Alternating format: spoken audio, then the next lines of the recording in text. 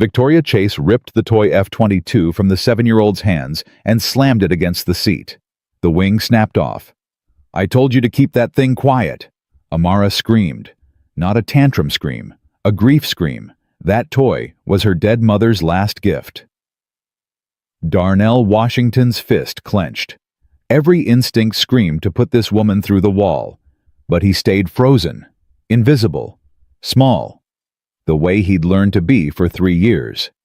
He didn't know that in 30 minutes, their plane would make an emergency landing at Edwards Air Force Base. Didn't know that 4 F-22 pilots would see the steel band on his wrist and snap to attention. Didn't know that the woman who broke his daughter's toy had just insulted a living legend. Comment what city you're watching from. Let's see how far this story flies. The wing hung by a thread of plastic. Amara held it up, tears streaming down her face. "Daddy, she broke Mama's plane." "I know, baby. Fix it. Please fix it." Darnell took the toy. The wing had cracked clean through. 3 years of careful handling, and this woman had destroyed it in 2 seconds. Victoria was already back on her phone. "No, I told you to push the meeting. I don't care about scheduling conflicts." Like nothing had happened. Like she hadn't just shattered a dead woman's gift to her daughter. "Hey." Victoria didn't look up. "Hey." Louder now. She glanced over. Annoyed. "What?" "You broke my daughter's toy." "It's plastic. Buy another one." Her mother gave her that toy 2 weeks before she died. Something flickered in Victoria's face. Gone in half a second. "Well, I'm sorry for your loss, but children need to learn that first class isn't a playground." Darnell's jaw tightened so hard his teeth hurt. Amara tugged his sleeve. "Daddy, don't. It's okay. I'll be quiet." 7 years old. Apologizing for existing. Darnell looked at his daughter, then at Victoria, then at the broken toy in his hands. He said nothing, did nothing, because that's what invisible men do. 3 hours earlier, the gate agent had looked at Darnell like he was lost. "Sir, this ticket says first class." "Yes, ma'am." "And you're—" She glanced at his work boots, his chemical-stained hands. "You're sure this is correct?" "Veterans Courtesy Upgrade. Confirmation number DW7749. She typed.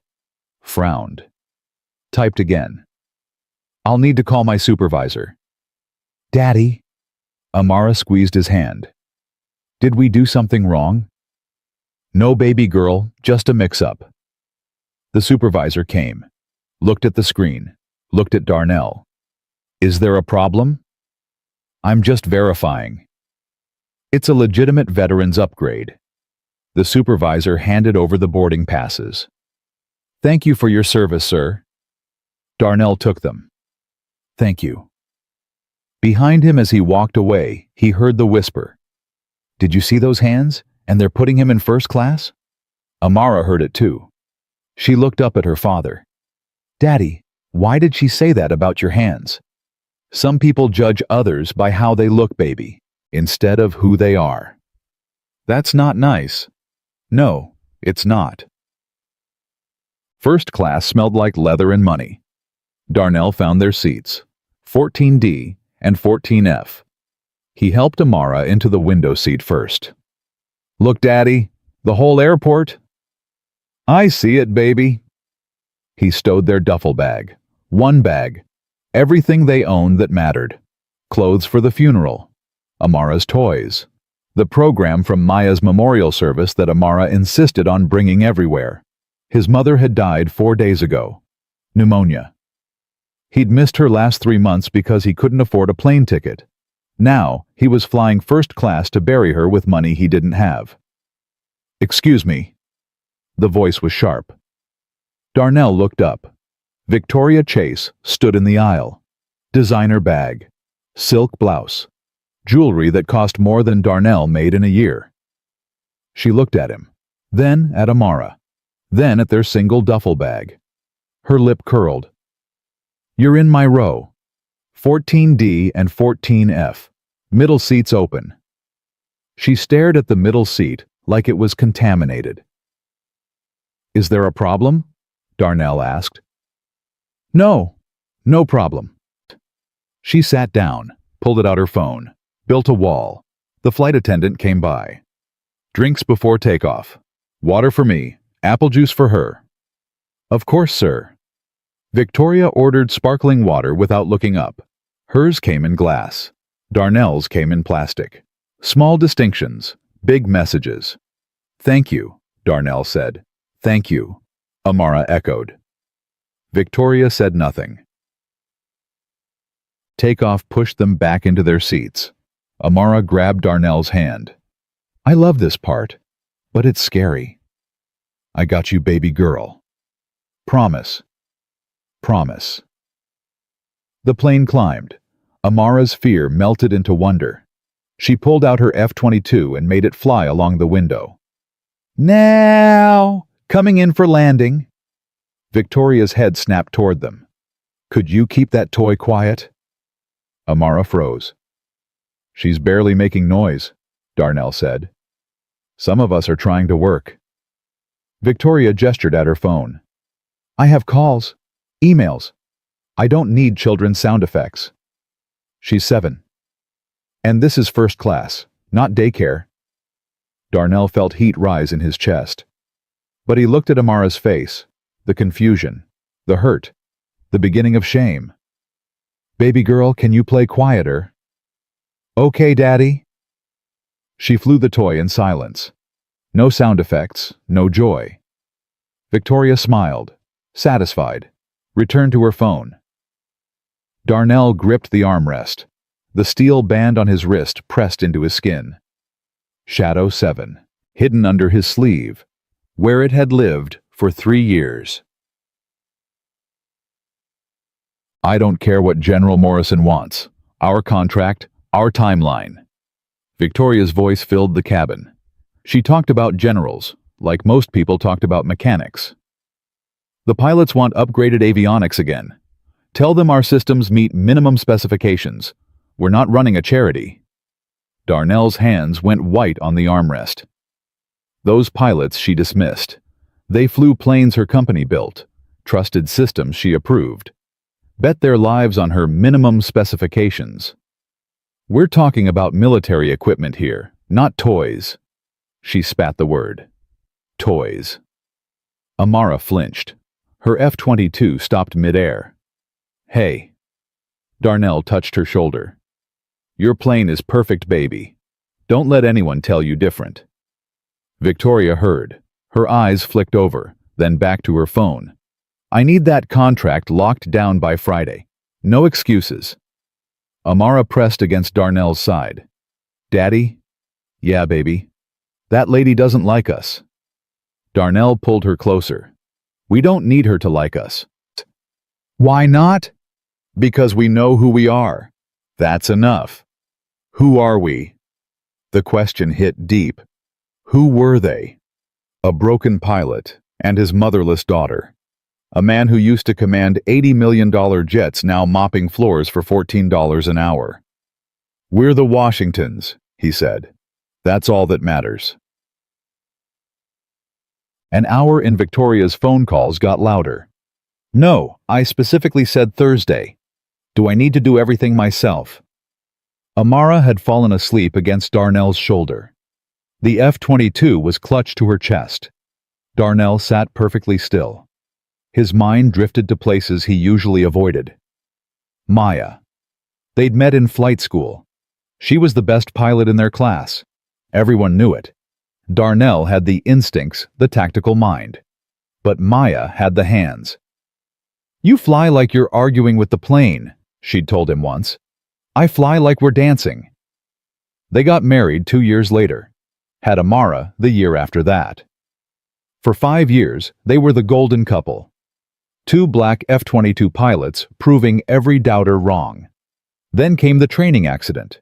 Clear skies. Routine flight. The aircraft malfunctioned at 30,000 feet. Maya did everything right. But some failures can't be beaten. She ejected too late. The chute didn't fully deploy. Darnell was grounded that day. Knee injury. He listened to her last transmission on the radio. Shadow 7, this is Shadow 3. I've got a problem. Calm. Professional. Even as her jet died around her. Shadow 3, what's your status? Total hydraulic failure. Ejecting now. Static. Then screaming from the ground observers. Then silence. Sir? Sir? Darnell jerked back to the present. A flight attendant was looking at him. Are you all right? You were gripping the armrest pretty hard. He looked down. His knuckles were white. His hands were shaking. I'm fine. Sorry. Can I get you anything? No, thank you. She moved on. Victoria glanced over, then away. Uninterested. Amara stirred. Daddy. Right here, baby. You were breathing funny. Bad dream. Go back to sleep. She snuggled closer. I'll protect you. Darnell's throat closed. I know you will, baby girl. 90 minutes into the flight, Amara woke up hungry. Daddy, can I have my pretzels? Sure, baby. She ate them one at a time, making them last. She'd learned early that snacks were something you rationed. Victoria was on another call. The budget projection is unacceptable. Cut the personnel costs. Personnel costs meant people, meant jobs, meant families like Darnell's. Amara looked at her toy. Daddy. Yeah. Why don't you fly planes anymore? The question came from nowhere, or maybe not nowhere. Because that job ended, baby. But you were really good. Mama said so. Sometimes jobs end even when you're good at them. That's not fair. No, it's not. Amara thought about this. Is that why we moved to the small apartment? Yeah, baby. And why we eat cereal for dinner sometimes. Darnell's chest ached. Yeah. I don't mind cereal. I just miss when you smiled more. He pulled her close. I smile plenty. Not like before. Not like in the pictures with Mama. 7 years old. Seeing everything. Things are different now, baby. But we're going to be okay. Promise? Promise. Victoria ended her call, sighed loudly, started typing an email. Amara made her F-22 do a quiet loop. Nay, she whispered, almost silent. Victoria's head turned. I thought I told you. She's barely making any sound, Darnell cut in. I can still hear it. Then maybe you need to learn some tolerance. Victoria's eyes went hard. Excuse me. You've been rude to my daughter since we sat down. She's 7 years old. She just lost her grandmother. She's being as quiet as any kid could be. What exactly is your problem? The cabin went silent. Passengers in nearby seats turned to look. Victoria's face flushed. My problem is that some people don't know their place. Our place. First class is for people who earned it, not charity cases. Darnell felt something crack inside him. Charity case. He said the word slowly. That's what you think we are. I think you got a free upgrade because someone felt sorry for you. And instead of being grateful, you're letting your child disrupt everyone around her. Amara's eyes filled with tears. Daddy, I'm sorry. I'll stop playing. You have nothing to be sorry for, baby. She's clearly disturbing other passengers. Victoria pressed. Darnell looked around. The other passengers looked away. Nobody wanted to get involved.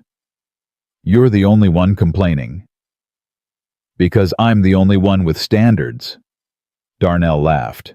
It was not a nice laugh. Standards. Lady, you don't know anything about standards. You don't know anything about what it takes to earn something. You sit in your fancy seat making calls about profit margins, while the people who actually do the work, the pilots, the soldiers, the mechanics, they're the ones taking the risks. You're just a parasite in designer clothes. Victoria's face went white, then red. How dare you? How dare I? How dare you treat a child like she's less than human because her daddy doesn't wear a suit? I want to speak to the flight crew. I want this man removed. Removed where we're at 35,000 feet. I don't care. I want... And then she grabbed the F-22. It happened fast. Victoria snatched the toy from Amara's hands and slammed it against the seat. The wing snapped off. I told you to keep that thing quiet, Amara screamed. Not a tantrum scream, a grief scream. Mama's plane! She broke Mama's plane! Darnell was on his feet before he knew it. His hand grabbed Victoria's wrist, hard. What the hell is wrong with you? Let go of me. You just broke my dead wife's gift to our daughter. It's a cheap piece of plastic. It's all she has left of her mother. Flight attendants rushed over. Sir, ma'am, I need you both to calm down. Darnell released Victoria's wrist. His whole body was shaking. Amara was on the floor picking up the broken pieces. Daddy, fix it. Please fix it. Mama gave it to me. Please. He knelt beside her. Let me see, baby. The wing was cracked clean through. 3 years of careful handling. Gone. I'll fix it, baby. I promise. You can't. It's broken forever. Nothing's broken forever. Mama is. Darnell felt tears burn his eyes. He pulled Amara into his arms right there on the floor of first class. I know, baby. I know. Victoria was talking to the flight attendant. He grabbed me. I want him arrested when we land. Ma'am, you broke his daughter's toy. It was an accident. Darnell looked up. That was no accident. I'm pressing charges.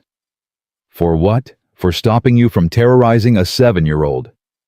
The flight attendant stepped between them. Sir, ma'am, I need you both to return to your seats, now. Darnell gathered the broken toy pieces, helped Amara back into her seat. She was sobbing quietly, clutching the wingless F-22 like a wounded bird. Victoria sat down, smoothing her blouse. This is exactly what I was talking about. People like this don't belong in first class. Darnell said nothing. He held his daughter and let her cry.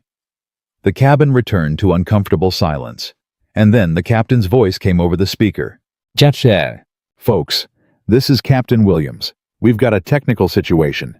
Nothing to be alarmed about, but we're making a precautionary landing at Edwards Air Force Base. The cabin stirred. Passengers grabbed phones, started texting. Victoria's composure cracked. Technical situation. What does that mean? The flight attendant walked past. Just a precaution, ma'am. But Darnell heard what she didn't say. Heard it in the captain's voice. In the steeper-than-normal descent. This wasn't minor. Hydraulics, maybe. Or engine trouble. Something serious enough to divert to a military installation. His pilot instincts kicked in. His hands itched for controls. Daddy? Amara looked up, tears still wet on her face. Are we going to crash? Darnell smoothed his expression. Put on the calm he'd learned in the cockpit. No, baby girl, just taking a different path. Like the back streets home? Exactly like that. You promise? I promise. But his eyes went to the window, to the ground rushing up. Edwards Air Force Base, F-22 Central, the place where legends were made, the place where his career had ended. The descent steepened. Darnell felt the pilot working hard, compensating for something. Victoria had closed her eyes. Her lips were moving. Prayer, maybe. The businessman across the aisle was texting frantically. Someone behind them was crying. Amara pressed against Darnell. I'm scared. I know, baby, but these pilots know what they're doing. How do you know? Because I used to do what they do. Really? Really. And they're doing it right. The wheels touched down. Hard. Harder than normal. But controlled. Reverse thrust screamed. Emergency vehicles appeared alongside. Then they stopped. Safe. Applause erupted. That nervous relief of people who'd been scared without admitting it. Victoria opened her eyes. Color returned to her face. We're okay, she asked. To no one. To everyone. Darnell didn't answer. He was already gathering their things. Come on, baby. Let's go. They filed off the plane into Texas sun. The heat hit like a wall. The smell of jet fuel filled Darnell's lungs. He inhaled deep. That smell. Muscle memory. Home. "Daddy, look," Amara pointed. "Real F-22s like my toy." 3 jets sat on the tarmac. Ground crews swarming. Pilots visible in cockpits. Darnell's throat tightened. Those were his planes, his world, his language. And he was just a passenger now. "Those are so cool," Amara breathed. "Did you fly ones like that?" "Yeah, baby. Long time ago." "Were you good?" "I was okay." "Mama said you were the best." "Mama was better." They walked toward the terminal with other passengers. Victoria was already on her phone, demanding explanations, threatening lawsuits. Same old Victoria. A group of pilots walked past in flight suits. Confident. Professional. They didn't look at Darnell. Why would they? He was nobody. A man in worn boots with chemical-stained hands. Invisible.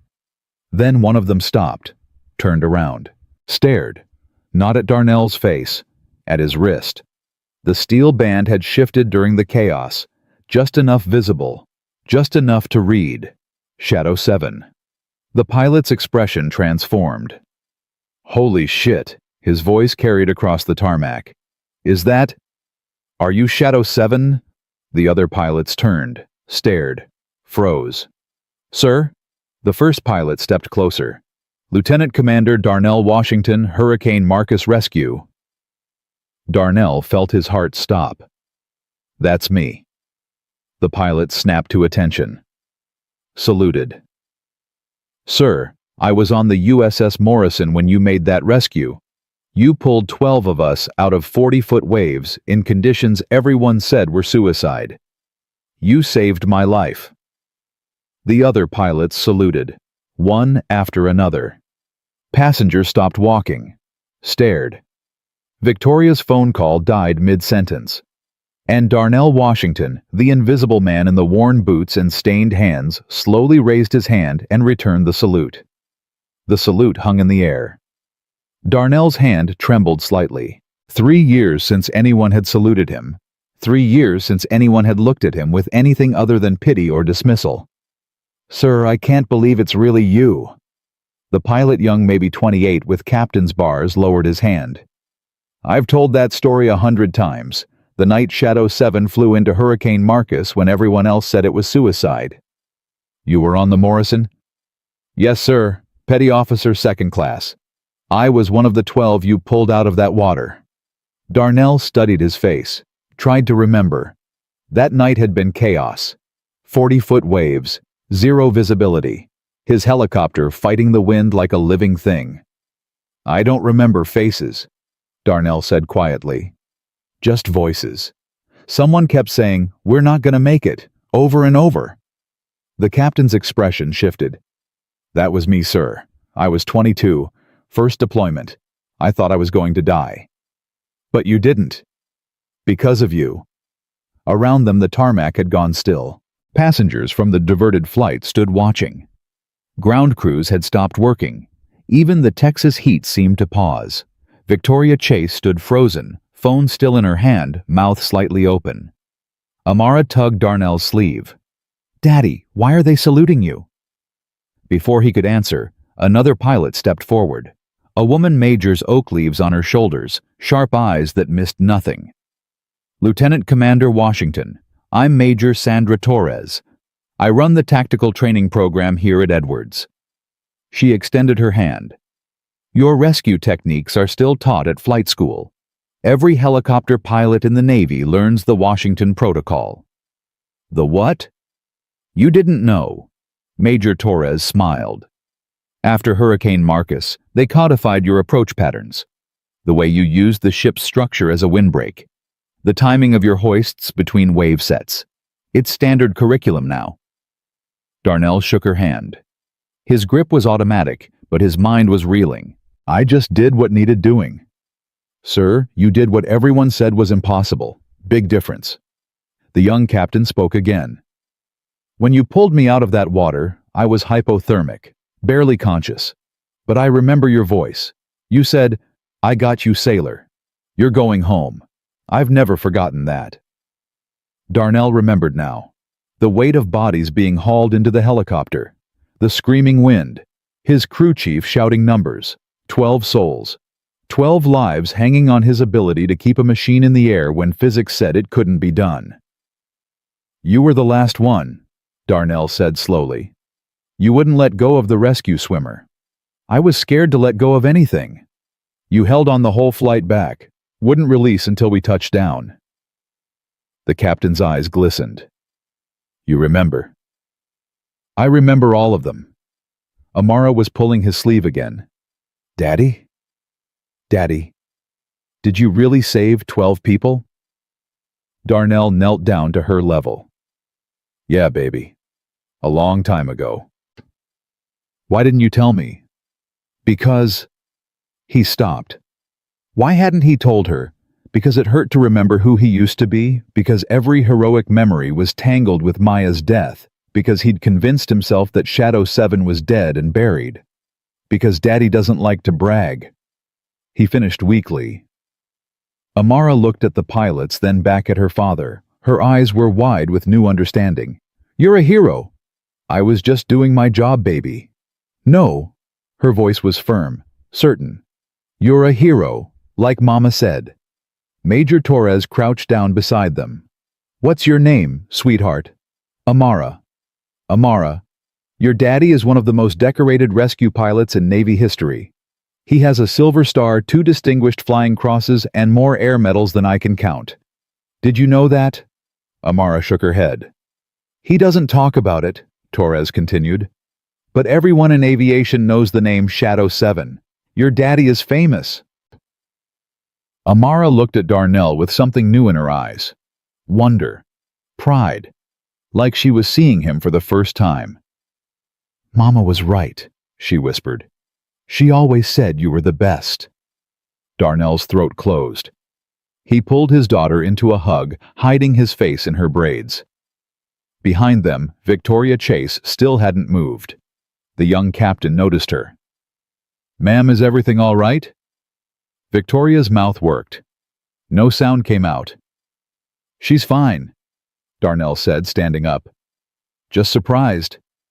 Torres looked between them, reading the tension. "Is there a problem here?" "No problem." "Sir?" The captain's voice dropped. "I saw what happened on the plane, the toy." Darnell's jaw tightened. "It's handled." "With respect, sir, that woman broke your daughter's—" "I said it's handled." The captain fell silent. Military discipline. Torres studied Darnell carefully. "Lieutenant Commander, you and your daughter should come to the ready room. Get out of this heat. We can arrange transport to wherever you're headed. We have a connecting flight. Chicago. My mother's funeral." Something shifted in Torres's expression. "I'm sorry for your loss, sir." "Thank you. Please, let us take care of you. It's the least we can do." Darnell looked at Amara. She was still clutching the broken F-22, but she was also looking at the real jets on the tarmac with naked longing. "Can we see the planes, Daddy? Please." How could he say no? "All right, lead the way, Major." As they walked toward the buildings, Darnell heard Victoria's voice behind him, small and uncertain. "Wait." He kept walking. "Please, wait." He stopped, turned. Victoria stood alone on the tarmac. The other passengers had moved on. The ground crews had returned to work. She looked diminished somehow, her designer clothes and expensive jewelry suddenly meaningless. "I didn't know," she said. "Didn't know who you were, what you'd done." Darnell felt anger flare. Would it have mattered? She stopped, started again. "I don't know." "That's the problem, isn't it? You saw my clothes, my hands, my daughter's second-hand shoes, and you decided we were less than you, less than human. That's not— You broke her toy, her mother's last gift, because you couldn't tolerate 30 seconds of a child playing quietly." Victoria's face crumpled. "I'm sorry. Are you?" Or are you just sorry you got caught? Sorry everyone saw who you really are? I don't— Her voice broke. I don't know anymore. Darnell studied her. The armor was gone. What was underneath looked almost human. You want to know something, he said. 3 hours ago I would have let it go. All of it. The comments, the attitude, even the toy. Because that's what I've learned to do. Stay invisible. Don't make waves. Accept that people like you will always look down on people like me. I don't— But you made my daughter cry. You made her apologize for existing, and that— He shook his head. That I can't let go. Victoria's tears spilled over. Real tears, not performance. I'm sorry. I'm so sorry. Tell that to Amara. He turned and walked away. Major Torres fell into step beside him. You handled that better than I would have, she said quietly. Doubt it. No, I mean it. I would have put her through a wall. Darnell almost smiled. The thought crossed my mind. They reached the building. Air conditioning hit them like a blessing. Amara sighed with relief. Daddy, it's so cold in here. That's the Air Force, baby. They like their buildings cold. Torres led them through corridors that smelled like every military building Darnell had ever been in. Floor wax and coffee and purpose. The ready room is just ahead. I'll have someone bring you water food, whatever you need. You don't have to do this. Sir, you saved 12 sailors in conditions that should have killed everyone involved. We can bring you a sandwich. The ready room was large, filled with chairs and tables and screens showing weather data. A few pilots looked up when they entered, then looked again when they saw who Torres was escorting. Holy shit, one of them said. Is that Shadow 7? Torres confirmed. Lieutenant Commander Darnell Washington. Treat him like the legend he is. Word spread fast in military circles. Within 10 minutes, the ready room was full. Pilots from 3 squadrons, ground crews, even the base commander, a colonel with gray hair and kind eyes. Commander Washington. The colonel shook his hand firmly. I'm Colonel David Patterson. I've read your service record 3 times. Still can't figure out how you did what you did in that hurricane. Stubbornness, mostly. That's not what the crew debrief said. They said you were calm the entire time, like you were out for a Sunday drive instead of fighting 100-mile-per-hour winds. Darnell shrugged. Panic doesn't help anyone. No, it doesn't. Patterson looked at Amara, who was being shown cockpit photos by a young lieutenant. That your daughter? Yes, sir.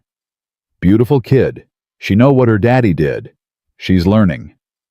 Good. Kids should know their parents are heroes. Patterson's expression turned thoughtful. If you don't mind me asking, Commander, what are you doing now, civilian life? The question landed like a punch. I work at a community center. Maintenance. Patterson's eyebrows rose. Maintenance. Someone has to mop the floors. You're telling me the most decorated rescue pilot in naval aviation history is mopping floors? Medical discharge, sir. PTSD. After my wife died, Darnell stopped, took a breath. I fell apart. The Navy decided I was a liability. Patterson's expression shifted. Something clicked behind his eyes. Your wife was Maya Washington, Shadow 3. You knew her. Knew of her. We studied her electronic warfare tactics at the War College. Brilliant pilot. Better than me. That's what she always said. Patterson smiled sadly. I'm sorry for your loss, Commander. Both losses. Thank you, sir. They stood in silence for a moment, watching Amara. She was now sitting in a pilot's chair, pretending to fly, making quiet sound effects. The young lieutenant was showing her what all the buttons did. She's got the bug, Patterson observed. Yeah, she wants to be a pilot, like her mom and dad. And you're mopping floors in a community center. Darnell's jaw tightened. It's honest work. Never said it wasn't. Patterson turned to face him fully. But it's a waste. You know it. I know it. Everyone who's read your service record knows it. The Navy decided you couldn't fly. They didn't decide you couldn't teach, couldn't consult, couldn't pass on everything you know to the next generation. Sir, I appreciate what you're saying, but I'm not finished. Patterson's voice was calm but firm. I've been looking for a tactical consultant for 6 months, someone who's been in the shit, someone who can teach these kids what it really means to fly when everything goes wrong, someone who knows that all the simulator time in the world doesn't prepare you for the moment when physics says you should be dead, but you're not. Darnell felt something stir in his chest, something he'd thought was dead. Are you offering me a job? I'm offering you an opportunity. Part-time flexible hours. You'd work with our rescue squadrons, help develop training scenarios, maybe sit in on some simulator sessions. Nothing that requires medical clearance, just your knowledge, your experience. Sir, I don't. $75 an hour, 20 hours a week minimum, more if you want it. Full benefits. And Patterson glanced at Amara. Access to the base, including the flight line. Your daughter could see real planes whenever she wants. Amara chose that moment to look over. Her face was shining. Daddy, Lieutenant Kim says they have an F-22 I can sit in, a real one. Darnell felt tears burn his eyes. He blinked them back. Can I think about it, sir? Take all the time you need. But Commander Patterson put a hand on his shoulder. Men like you don't come along often. The Navy lost you once. I'd rather not lose you again. He walked away, leaving Darnell alone with his thoughts. $75 an hour. More than 5 times what he made mopping floors. Benefits. Purpose. A reason to get up in the morning that wasn't just survival. And Amara could see real planes. Could learn what her parents were. Could understand where she came from. Sir. The young captain from the tarmac appeared beside him. I heard what Colonel Patterson offered. News travels fast. It's a small base. He hesitated.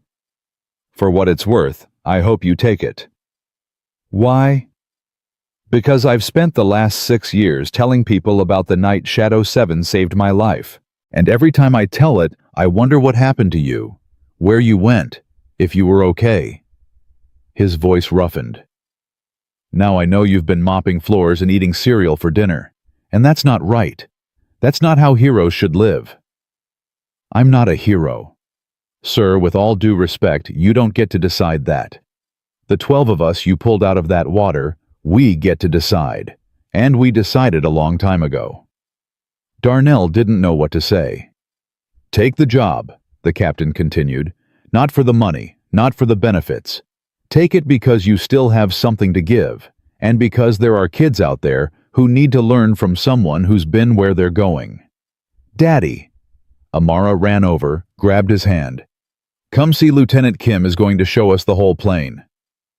Darnell let himself be pulled toward the door. We'll talk later, he told the captain. I hope so, sir. They walked out into the sun.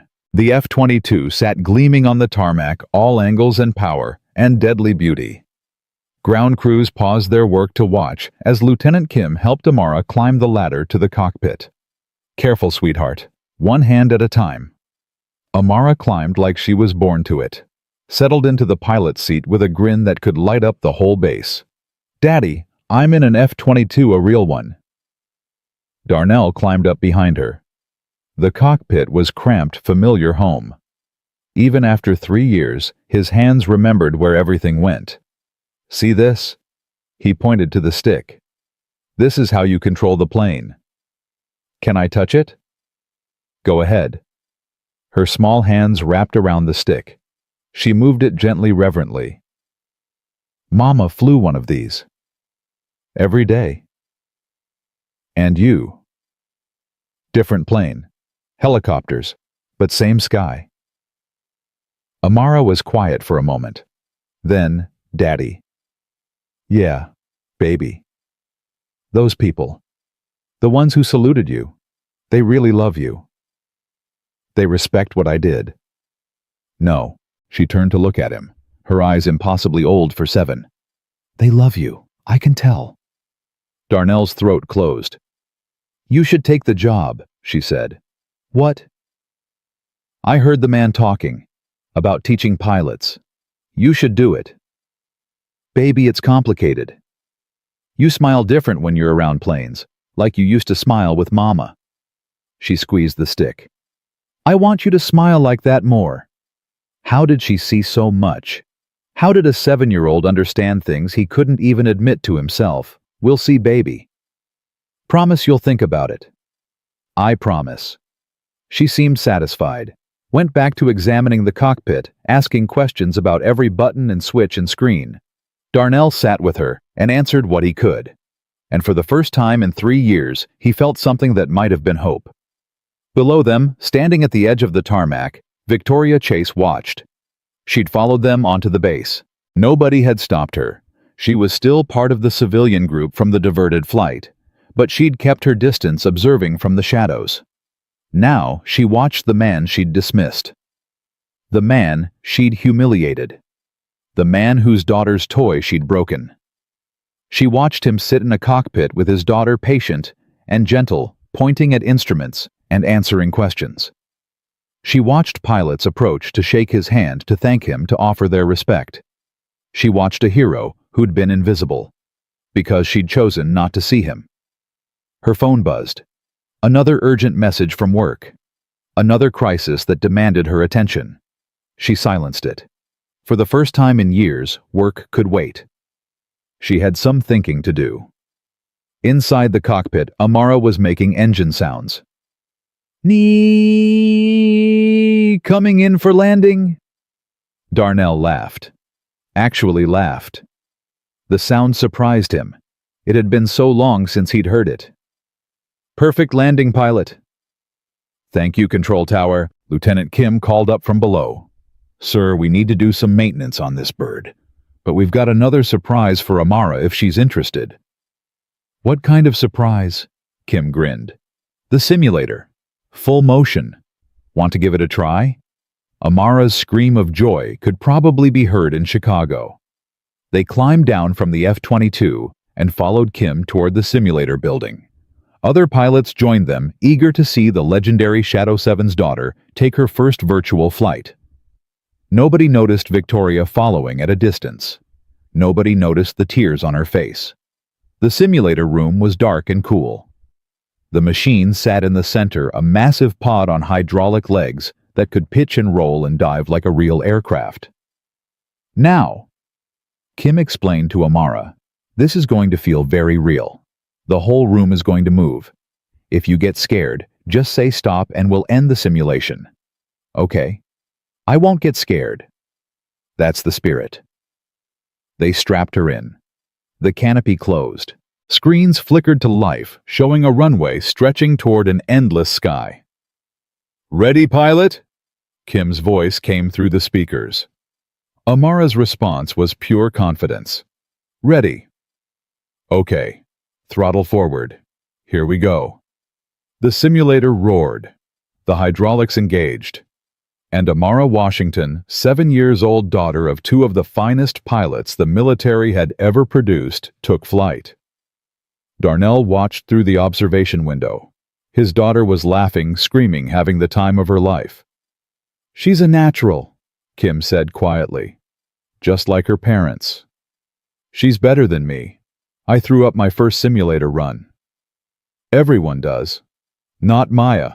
Maya was perfect from day one. Kim was quiet for a moment. I never met her, sir. But I know her reputation. The whole community does. Losing her was...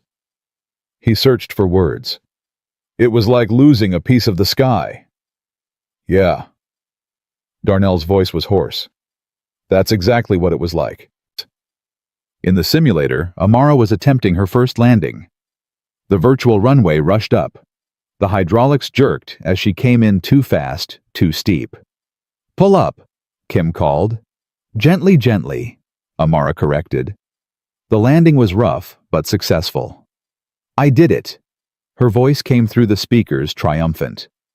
Daddy, did you see I did it? I saw baby perfect landing.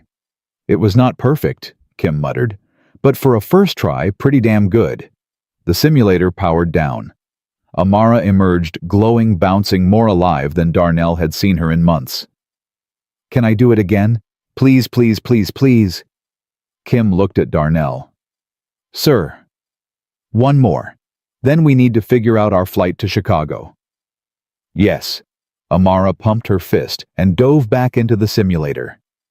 Colonel Patterson appeared at Darnell's elbow. She's got talent. She's got enthusiasm. Talent comes later. Sometimes enthusiasm is enough. Patterson watched the simulator come back to life. Have you thought about my offer? It's been 20 minutes. I'm an impatient man. Darnell almost smiled. I need to think about it. Talk to some people. Figure out logistics. Fair enough. But Commander, Patterson turned to face him. Whatever you decide, know this, you're welcome here. Always. You and your daughter both. Thank you, sir. That means more than you know. Patterson nodded and walked away. Darnell watched his daughter fly. And somewhere in the observation room, Shadow's Victoria Chase made a decision. She walked forward, into the light, toward the man she'd wronged. Commander Washington. Darnell turned. His expression hardened. Miss Chase. I won't take much of your time. I just wanted to say... She stopped, started again. I wanted to tell you that I'm resigning from Vertex Defense. Whatever Darnell had expected, it wasn't that. What? I've spent 20 years climbing corporate ladders, stepping on people, treating everyone beneath me like they were invisible. Her voice shook. Today I realized I've become someone I don't recognize, someone I don't like. And you're resigning because of one bad flight. I'm resigning because I broke a dead woman's gift to her child, because I called a hero a charity case, because I looked at a man with chemical-stained hands and decided he was worthless. She met his eyes. Because I was wrong. About everything. Darnell studied her. The armor was gone. What remained looked almost human. What are you going to do? I don't know. Something different. Something that matters. She reached into her purse and pulled out a business card. This is my personal number. If there's ever anything I can do, anything at all to make up for what I did today, please call me. She held out the card. Darnell didn't take it. I don't need your guilt money. It's not about money. It's about... She struggled for words. It's about trying to be better, even if I'm terrible at it. A long moment passed. Then Darnell took the card. This doesn't make us friends. I know. And it doesn't fix what you did to my daughter. I know that too. Darnell pocketed the card. Good luck, Miss Chase. Whatever you decide to do. Good luck to you too, Commander. You deserve better than you've gotten. She turned and walked away. Didn't look back. Darnell watched her go. In the simulator, Amara was attempting barrel rolls, laughing as the hydraulics threw her around. Kim was calling instructions. Other pilots were cheering her on. For the first time in 3 years, Darnell felt like maybe, just maybe, things were going to be okay. His phone buzzed. Text from an unknown number. Commander Washington. This is Captain Rodriguez from the Morrison. I heard you're at Edwards. 6 of us are stationed at Pendleton 40 minutes away. We're coming to see you. Please don't leave. Then another text. Different number. Shadow 7. This is Petty Officer Chen. We never got to thank you properly. Please wait for us. Then another. And another. The 12 sailors he'd pulled from Hurricane Marcus, coming to see the man who'd saved their lives. Darnell sat down heavily. Some days the universe just decided to remind you that you mattered. This was one of those days. The first one arrived in a pickup truck that had seen better days. Captain Rodriguez, no, Darnell corrected himself. The man wasn't a captain anymore. Stepped out, wearing jeans and a faded navy t-shirt. He was heavier than he'd been 6 years ago. Gray threading through his hair. But his eyes were the same. Shadow 7. Rodriguez. They stood 10 feet apart. Neither moved. "You look like shit," Rodriguez said. "You look old." Rodriguez laughed. It broke something between them. He crossed the distance in 3 steps and pulled Darnell into a bear hug that lifted him off the ground. "God damn, it's good to see you." "Can't breathe." "Don't care."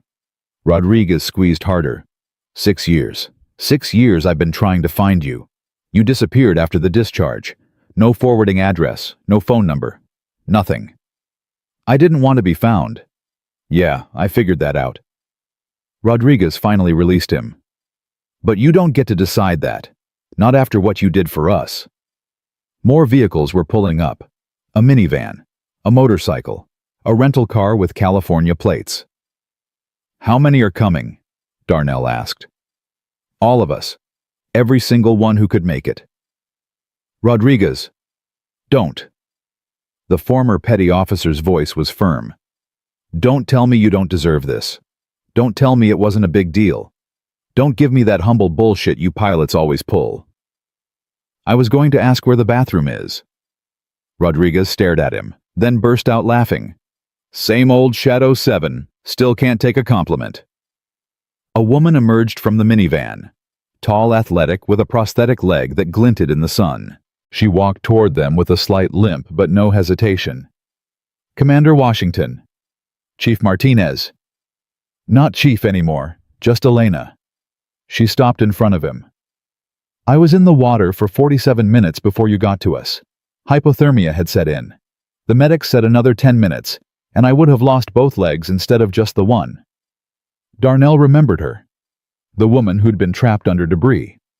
His rescue swimmer had almost drowned getting her free. Your swimmer. Petty Officer Williams. Is he? He's parking the car. Drove 12 hours straight when he heard you were here. Williams appeared around the corner of the building. Older now, thicker around the middle, but moving with the same coiled energy Darnell remembered. Sir? Williams snapped to attention. It's an honor. At ease, Williams. You're not in uniform. Doesn't matter. Some things don't change. More people were arriving. Some Darnell recognized. Others had aged beyond recognition. But they all had the same look in their eyes when they saw him. Gratitude. Daddy. Amara had emerged from the simulator building, Kim walking beside her. She stopped when she saw the crowd. Who are all these people? Darnell knelt down. You remember I told you I saved some people a long time ago? The 12 sailors, in the hurricane. That's right. He turned her toward the group. Baby girl, these are them. These are the 12. Amara's eyes went wide. She looked at Rodriguez, at Martinez, at Williams, at the others still arriving. All of them. All of them. Martinez knelt down to Amara's level. You must be Amara. Your daddy talked about you the whole time he was pulling us out of the water. He did. He kept saying, my baby girl needs me to come home, over and over. It's what kept us all believing we were going to make it. Amara looked up at Darnell. You talked about me. Always, baby. You were the reason I didn't give up. A man in his 50s pushed through the group. Darnell recognized him instantly, the ship's executive officer, Commander Patterson. Different Patterson from the base commander. This one had been in charge of the Morrison that night. Lieutenant Commander Washington. Commander Patterson. It's Admiral Patterson now. Retired. He extended his hand. But tonight, I'm just Thomas, one of the 12. Darnell shook his hand. I didn't know you were in the water. I wasn't supposed to be. I went back for Seaman Kowalski when the second wave hit. Almost didn't make it. Kowalski. Darnell remembered that name. The young one. 19 years old. First deployment. Where is Kowalski? Admiral Patterson's expression shifted. He couldn't be here, but he sensed something. He reached into his pocket and pulled out an envelope, handed it to Darnell. Read it later, when you're alone. Darnell pocketed the envelope. Is he okay? He's better now, but there were some hard years. Well, PTSD, drinking. He almost... Patterson stopped. He wanted to come, but he's not ready yet. The letter explains. Darnell understood. Some wounds took longer to heal. Some never healed at all. Tell him I understand. And tell him I'm proud of him for still being here. I will. The crowd had grown to 11. Only one missing. Where's Captain Rodriguez? Williams asked, looking around. Not our Rodriguez. The other one. The female pilot. She's stuck in traffic, someone said. Called 10 minutes ago. She's 20 minutes out. Captain Rodriguez. Darnell frowned. I don't remember a Captain Rodriguez. You wouldn't. She was unconscious the whole time. Took a piece of debris to the head. You carried her yourself from the helicopter to the ambulance. The memory surfaced. A woman in a flight suit, blood covering half her face. He'd cradled her like a child running through the rain while medics shouted directions. I thought she was going to die. She almost did. 3 surgeries, 6 months of rehab. Martinez smiled. Now she flies Blackhawks out of Fort Bragg. Named her helicopter Shadow 8 in your honor. Darnell sat down heavily on a nearby bench. The weight of it all. The memories, the faces, the years, suddenly overwhelming. Amara climbed up beside him, took his hand.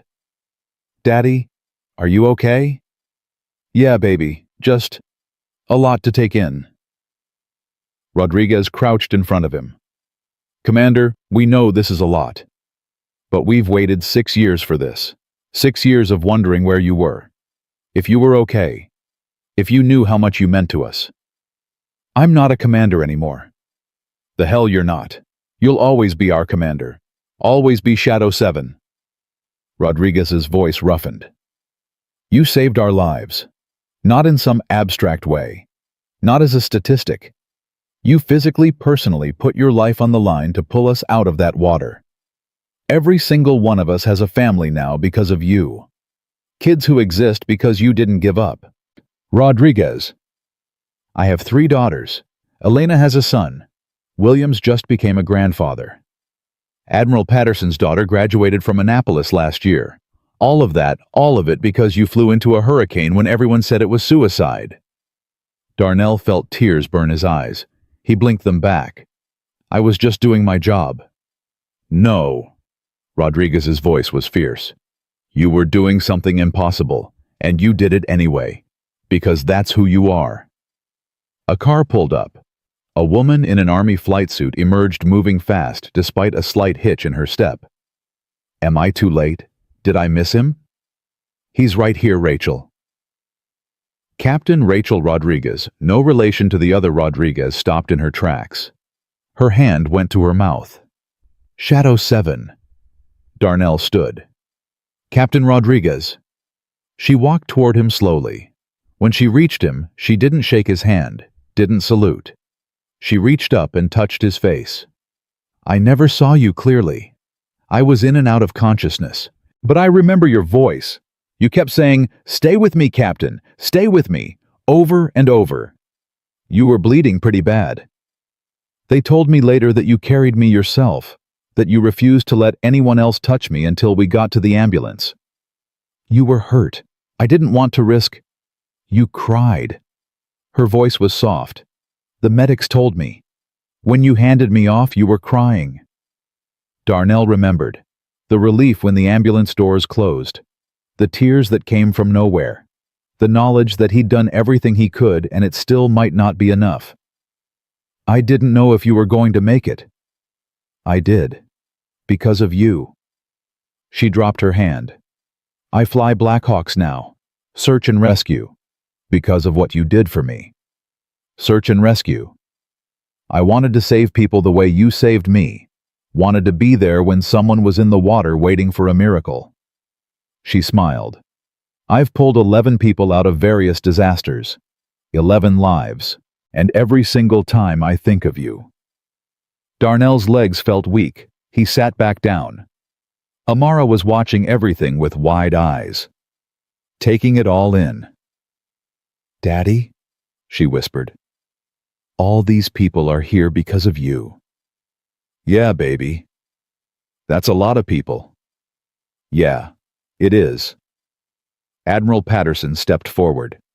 Commander Washington, we didn't just come to say thank you. We came with a purpose. Darnell looked up. What kind of purpose? We know about your situation, the discharge, the struggles, Patterson hesitated. The mopping floors. Word travels fast. We're Navy. Of course it does. Patterson pulled out a folder. This is a petition, signed by all 12 of us and countersigned by 6 admirals, 4 generals, and the Secretary of the Navy. A petition for what?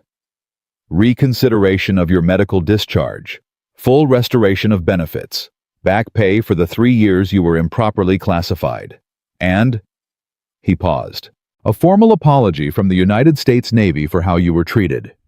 Darnell stared at the folder. That's not possible. It's not only possible, it's already in motion. Your case was reviewed by the Secretary personally. He called it a shameful failure to support one of our finest. His words, not mine. I don't understand. Commander, you were discharged for PTSD. But the review found that you never received proper treatment, never got the support you were entitled to. The Navy failed you. Patterson's voice hardened. We've been fighting for this since the day you left. Took 3 years of paperwork, but we won. You've been fighting for 3 years. Every single one of us. Elena went to Washington 6 times. Williams testified before a congressional committee. Rachel wrote letters to every admiral she could find. Patterson smiled. We weren't going to let them forget what you did for us. Darnell opened the folder. Legal documents, medical evaluations, letters of recommendation, and at the bottom, a single page. Full restoration of rank, back pay totaling $127,000, continued medical benefits, and, Darnell's voice broke, formal recognition of service with distinction. You deserved better than you got, Rodriguez said. This is us making it right. Amara was reading over his shoulder, mouthing the words she understood. Daddy, does this mean you're not poor anymore? The question cut through the emotion. Darnell laughed despite himself. We were never poor, baby. We just didn't have much money. But now we do. Now we have more. He looked at the 12 faces surrounding him. A lot more. Colonel Patterson, the base commander, not the admiral, appeared at the edge of the group. Commander Washington, I don't mean to interrupt, but I just got a call from Chicago. Your mother's funeral is scheduled for tomorrow morning. If you're going to make it, you need to leave in the next hour. The funeral. Darnell had almost forgotten. His mother. The woman who'd raised him alone. The woman who'd believed in him when no one else did. I need to go. He stood. I'm sorry, I can't. We're coming with you. Rodriguez's statement wasn't a question. What? We're coming with you. To Chicago. To your mother's funeral. Rodriguez, you can't just... Watch us. Elena stepped forward. Your mother raised the man who saved our lives. The least we can do is pay our respects. I don't have... We've already arranged the flights. Admiral Patterson pulled out his phone. Military transport to O'Hare. Leaves in 90 minutes. Room for all of us. Darnell looked at the 12 people who had driven hours to see him, who had fought for 3 years to restore his benefits, who were now offering to fly across the country for a woman they'd never met. Why? His voice cracked. Why would you do all this? Williams answered. Because you're family, sir. You became family the moment you flew into that hurricane, and family doesn't let family go through hard times alone. Amara tugged Darnell's sleeve. Daddy, Grandma would have liked them. Yeah, baby, she would have. He looked at the group, nodded once. Okay, let's go. The next hour was chaos. Military efficiency applied to civilian problems. Transport arranged. Bags gathered. Amara rushed through a bathroom break and a snack from vending machines. Darnell found himself in a hangar surrounded by people who'd crossed states to find him. Colonel Patterson was shaking his hand. The job offer stands, Commander. When you get back from Chicago, give me a call. I will, sir. And Commander. Patterson's grip tightened. I'm glad they found you. The Navy needs people like you. The world needs people like you. Thank you, sir. They boarded the transport plane. C-17. Same aircraft Darnell had flown in 100 times during his service. The smell of hydraulic fluid and metal was achingly familiar. Amara pressed against the window as the plane lifted off. Daddy, we're flying. We are baby. In a military plane. Just like your mom used to. Amara was quiet for a moment. Then, do you think Mama knows about all these people? I think she knows everything, baby. I think she's been watching us this whole time. I hope she's proud. Of you always. No. Amara turned to look at him. I hope she's proud of you, Daddy. For not giving up. Even when things got really hard. Darnell pulled his daughter close. I almost did give up, baby. A few times. But you didn't. No, I didn't. Because of me.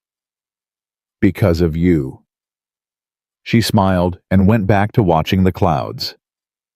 Across the aircraft, the 12 survivors talked quietly among themselves, sharing stories, catching up on years.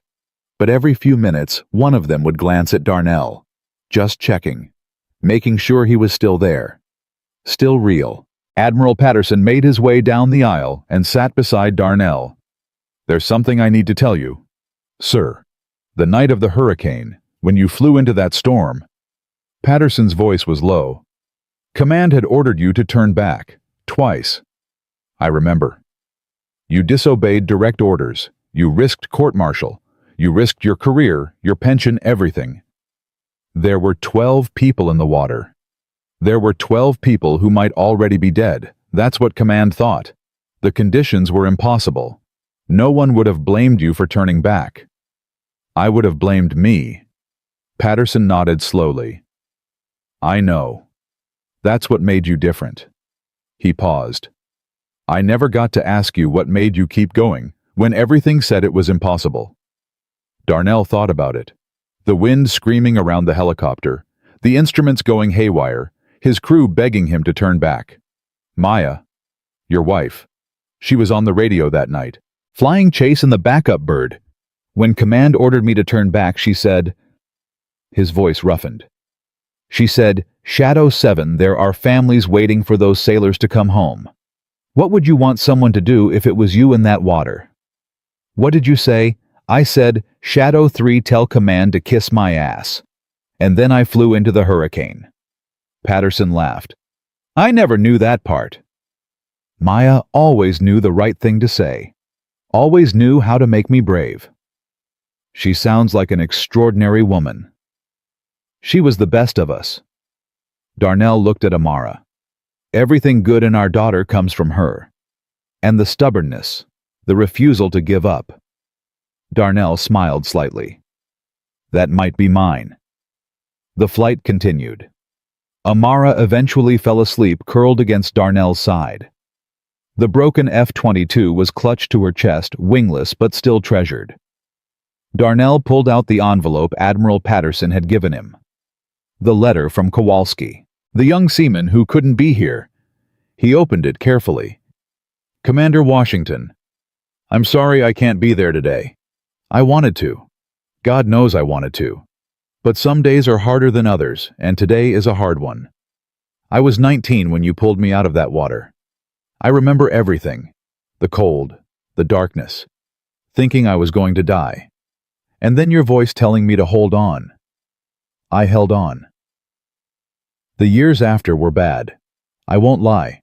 I drank too much. Did things I'm not proud of. There were nights I didn't think I'd make it to morning. But every time I thought about ending it, I remembered your voice. I didn't fly through a hurricane for you to give up now. That's what I imagined you saying. And somehow, it was enough. I'm better now. Sober, 3 years. Married with 2 kids. Working as a counselor for other vets who are struggling. I tell them about you. about the man who flew into the impossible and won. You didn't just save my life that night, Commander. You saved it every night after, every time I wanted to quit, every time the darkness got too heavy. Thank you for not giving up on me. Thank you for showing me what courage looks like.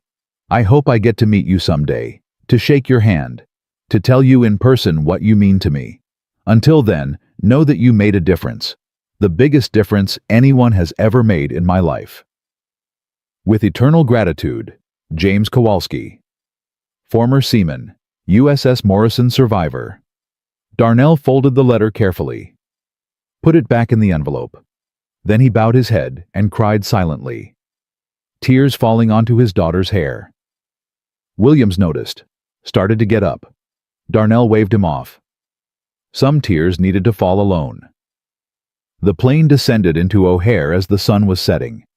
Chicago spread beneath them, lights beginning to flicker on against the darkening sky. "Daddy?" Amara stirred. "Are we there?" "Almost, baby." "Is Grandma really gone?" "Yeah, baby, she is." "Will we see her?" "Not the way we used to. But we'll say goodbye, and we'll remember her. That's what funerals are for." Amara thought about this. Will all these people come to the funeral? If they want to. Grandma would have liked that. She always said family was the people who showed up when things got hard. Darnell kissed the top of her head. "Your grandma was a smart woman." "Smarter than you?" "Much smarter than me." Amara smiled sleepily. "I miss her." "Me too, baby. Me too." The plane touched down. Chicago welcomed them with cold air and gray skies. Tomorrow Darnell would bury his mother. But tonight, surrounded by 12 people who'd crossed the country to stand beside him, he didn't feel alone. For the first time in 3 years, he didn't feel alone.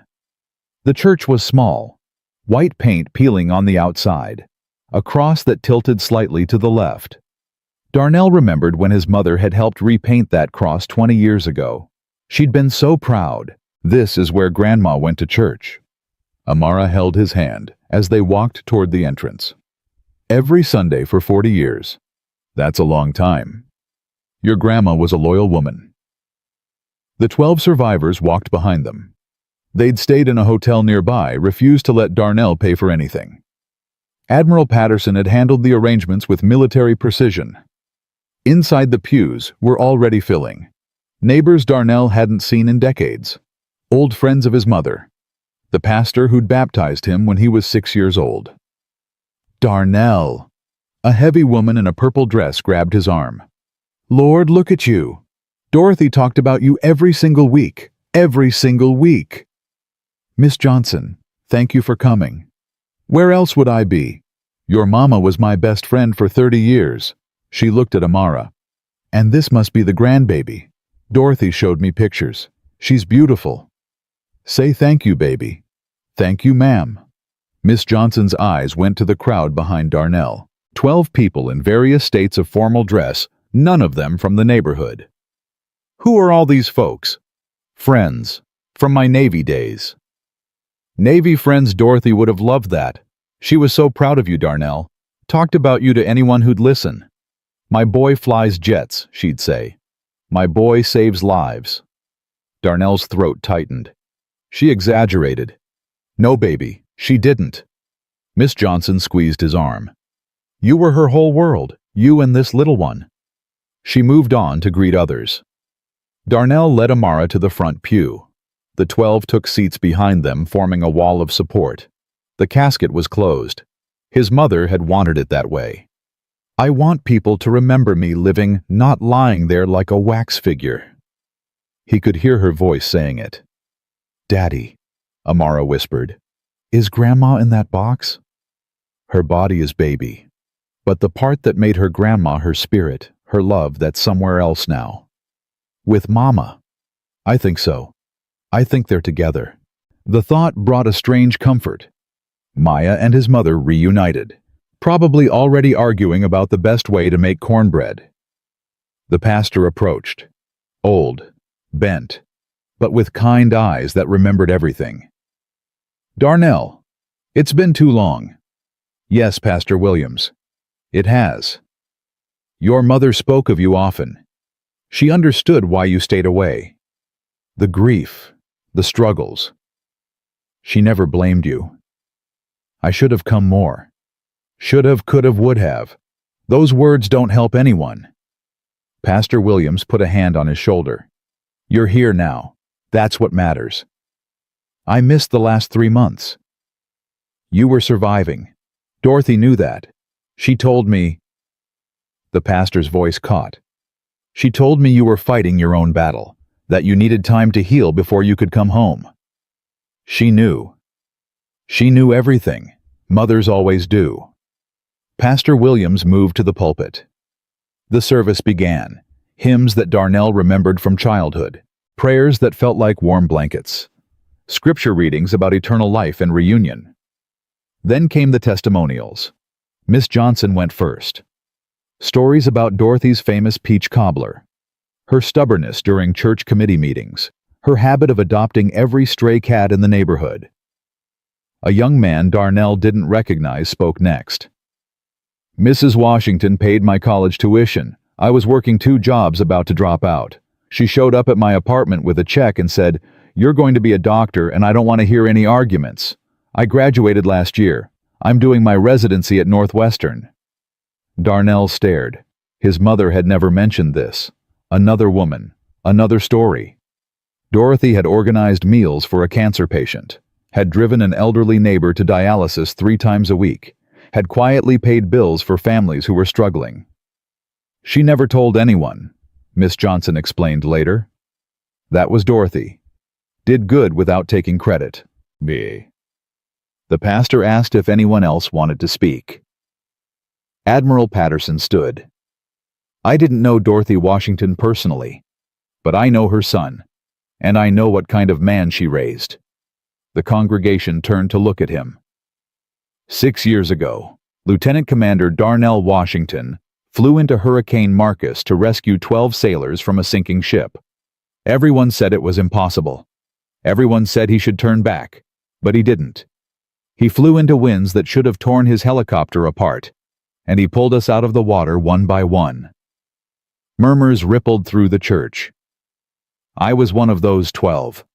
The man Dorothy Washington raised saved my life, and not just mine, all of us.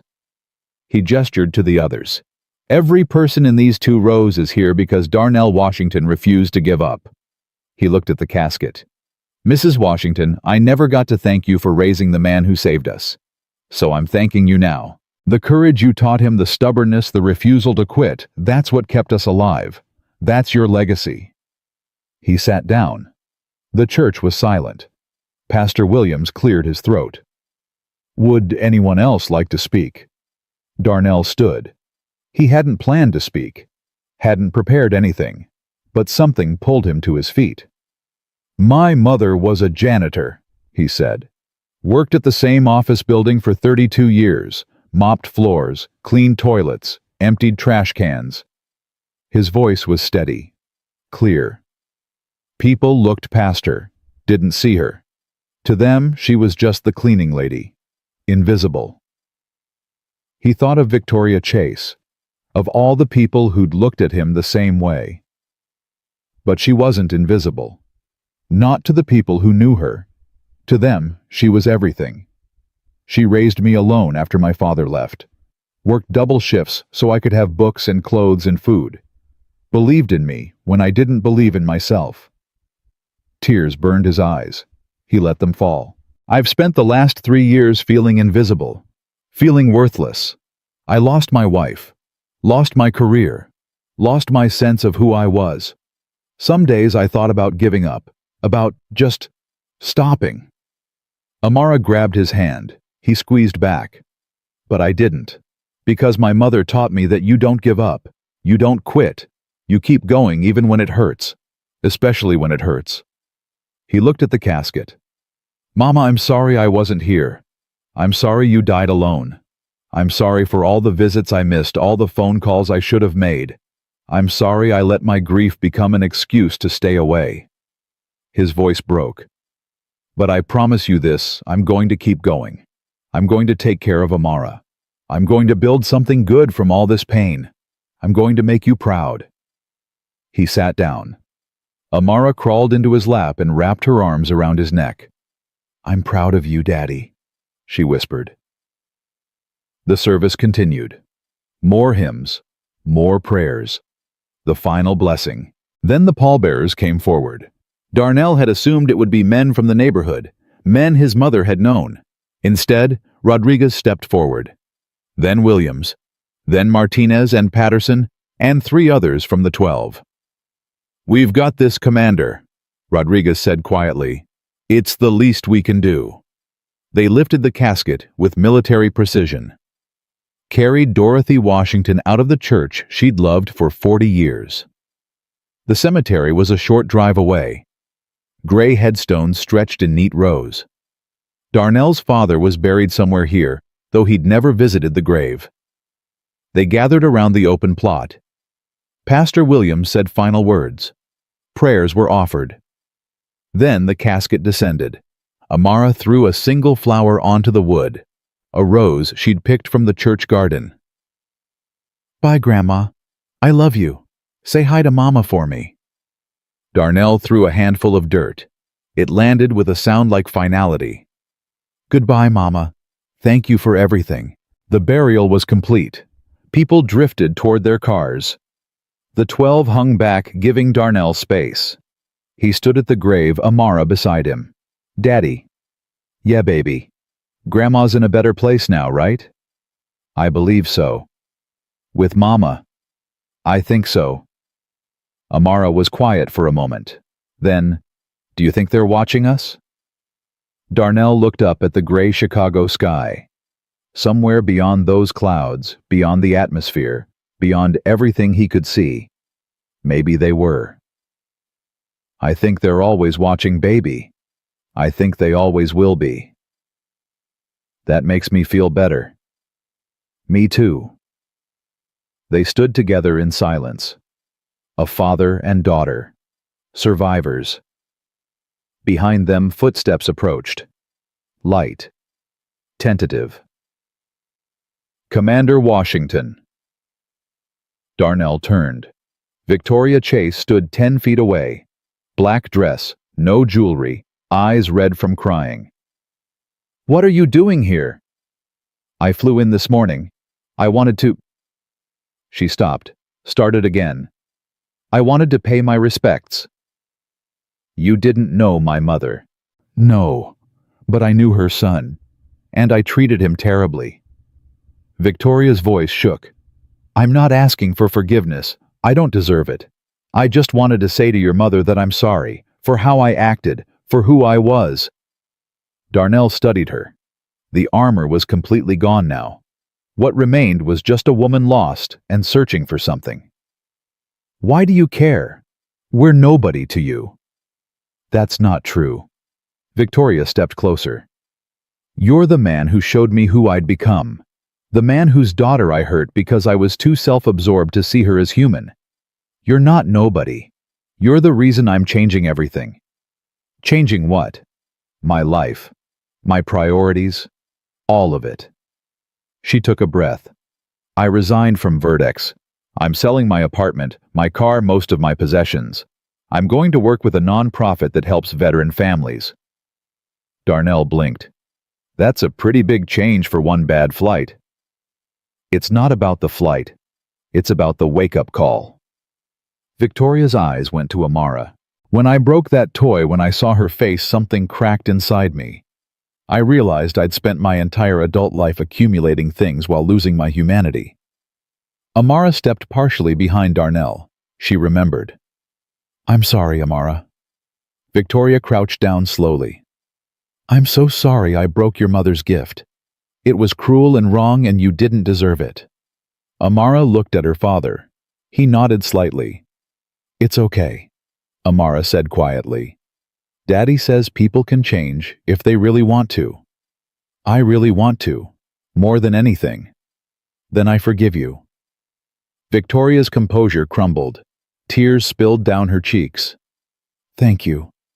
Thank you." She stood, wiped her face with the back of her hand. I should go. I don't want to intrude on your family time. She reached into her purse and pulled out a small box. But I wanted to give you this first. Darnell took the box, opened it. Inside was a perfect replica of an F-22. Handcrafted. Every detail exact. On the bottom, an inscription, for Amara. May you soar like your parents. VC. Amara gasped. It's beautiful. I had it made, Victoria said. Custom. It took 3 weeks. I know it can't replace what I broke, but I wanted... She stopped. I wanted her to have something to remember that things can be fixed. People can be fixed. Darnell looked at the model, then at Victoria, then at his daughter's shining eyes.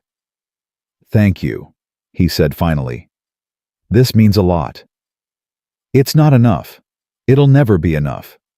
But it's a start. She turned to leave. Miss Chase? She stopped. That nonprofit you mentioned. What's it called? Wings of Home. They help veteran families transition to civilian life. Housing job placement counseling. She paused. Why? I might know someone who'd be interested in working with them. Victoria's expression shifted. Hope carefully contained. If you know anyone, have them call me. We need people who understand what these families go through. She walked away, got into a waiting car, drove off. Rodriguez appeared at Darnell's elbow. Was that who I think it was? Yeah. She came all the way to Chicago to apologize. Looks like it. Rodriguez was quiet for a moment. People surprise you sometimes. Yeah, they do. The repast was held at the church fellowship hall. Darnell ate food he didn't taste, shook hands. He couldn't remember, accepted condolences that blurred together. But he wasn't alone. The 12 circulated through the crowd telling stories about Shadow 7, about the rescue, about the man Dorothy Washington had raised. By the end, the entire congregation knew who Darnell was, what he'd done, where he'd been. Why didn't you tell us? Miss Johnson demanded. All these years, Dorothy telling us you were a pilot, and you never said nothing about being a hero. I'm not a hero. Boy, you saved 12 people from a hurricane. That's hero enough. Admiral Patterson approached. Commander, there's something we need to discuss. Sir. The back pay, the benefit restoration. It's all being processed, but there's one more thing. Patterson pulled out an envelope. The Secretary of the Navy would like to present you with a commendation. Formal ceremony, full honors. He wants to apologize personally for how the Navy handled your discharge. Darnell stared at the envelope. A commendation for what? For the rescue. It should have been awarded years ago. The paperwork got lost in the shuffle after Maya's death and your discharge. But the Secretary found it, signed it himself. What kind of commendation? The Navy Cross. Darnell's legs went weak. The Navy Cross. Second highest military decoration. Given only for extraordinary heroism. That's not I didn't. You did, and it's long overdue. Patterson handed him the envelope. The ceremony is scheduled for next month. The Secretary would like your daughter to be there. Amara tugged his sleeve. What's the Navy Cross, Daddy? It's a medal, baby. A very important one. More important than the ones in the closet. Darnell laughed despite himself. Yeah, baby. More important than those. Patterson smiled. You have medals in a closet. My mother kept them. I couldn't... He stopped. I couldn't look at them after Maya died. Understandable. But maybe it's time to take them out again. That night, Darnell stayed at his mother's house. The 12 scattered to hotels, but they all promised to see him off in the morning. Amara fell asleep on the couch, exhausted from the long day. Darnell covered her with a blanket his mother had crocheted. Then he went to the closet. The box was right where he'd left it. Dusty now, unopened for 3 years. He carried it to the kitchen table and sat down. Inside were memories, his wings, his certificates, his service photos. Maya smiling in her flight suit, arm around his shoulder. And the medals: Silver Star, Distinguished Flying Cross, Air Medal with clusters. He laid them out on the table, touched each one. These weren't just decorations, they were his history, his identity, everything he'd buried when he buried his grief. You kept them. Darnell jumped. Miss Johnson stood in the doorway, a covered dish in her hands. Dorothy asked me to bring by some food, in case you got hungry. She set the dish on the counter and looked at the medals. She was so proud of those. I didn't know she had them. She asked you for them after Maya died. You don't remember. Darnell thought back. The days after Maya's funeral were a blur. He'd given his mother a box of things he couldn't bear to look at. I thought she was going to throw them away. Throw them away? Miss Johnson laughed. Baby. She polished those medals every week, told everyone who came by about each one. This is for the time my boy saved those soldiers in Syria. This is for when he flew into enemy fire to rescue a downed pilot. She knew all the stories. She made you tell her. Remember before you stopped visiting. She'd sit you down and ask about each medal, made you explain every detail. The memory surfaced. His mother at this very table, coffee in hand, demanding stories. Don't give me the humble version, Darnell. Tell me what really happened. I forgot, he said quietly. I forgot she did that. You forgot a lot of things. That's what grief does. Miss Johnson sat across from him. But you're remembering now. That's what matters. I should have been here. When she was dying. You were surviving. Dorothy understood that. Miss Johnson reached across and took his hand. She told me the day before she died, my boy is going to be okay. I can feel it. He's going to find his way back. Darnell's vision blurred. She said that... Her exact words. She believed in you, Darnell. Even when you didn't believe in yourself. He looked at the medals, the service photos, the life he'd walked away from. I think I'm ready to believe again. Miss Johnson smiled. Good, because that little girl in there is going to need her daddy to be whole, not broken, not surviving, whole. She stood, patted his shoulder, and left. Darnell sat at the table until dawn, remembering, processing, healing. When Amara woke up, she found him still there, surrounded by medals and photos, eyes red but clear. Daddy, what are you doing? Remembering, baby. Come look. She climbed onto his lap, examined each medal with wonder. What's this one for? That's for a mission in Syria. Some soldiers were trapped, and I flew in to get them out. And this one? That's for when I helped rescue a downed pilot. He was behind enemy lines. We had to be very careful. What about this? She pointed to a photo of Maya. That's your mama, the day she got her wings. Amara traced Maya's smiling face. She was beautiful. She was perfect. I look like her. You have her eyes, her smile. Darnell kissed the top of her head, her courage. Do I have anything from you? The stubbornness. He smiled. Definitely the stubbornness. The flight back to Edwards was quiet. Amara slept most of the way, worn out from emotion and travel. The 12 were on different flights returning to their lives. But they'd all exchanged numbers, made promises to stay in touch. Rodriguez was the last to say goodbye at O'Hare. Don't disappear on us again, Commander. I won't. I mean it. We spent 3 years looking for you. We're not doing that again. I'm not going anywhere, Rodriguez. I promise. Rodriguez hugged him tight. Take care of that little girl, and take care of yourself. I will. The 12 scattered, back to families, jobs, lives that existed because Darnell had flown into a hurricane 6 years ago. On the transport plane, Amara woke briefly. Daddy. Yeah, baby. Are we going home? Home. They didn't really have one. Just the cramped apartment with the broken heat and the roaches and the neighbors who screamed at 2 a.m. But maybe that was about to change.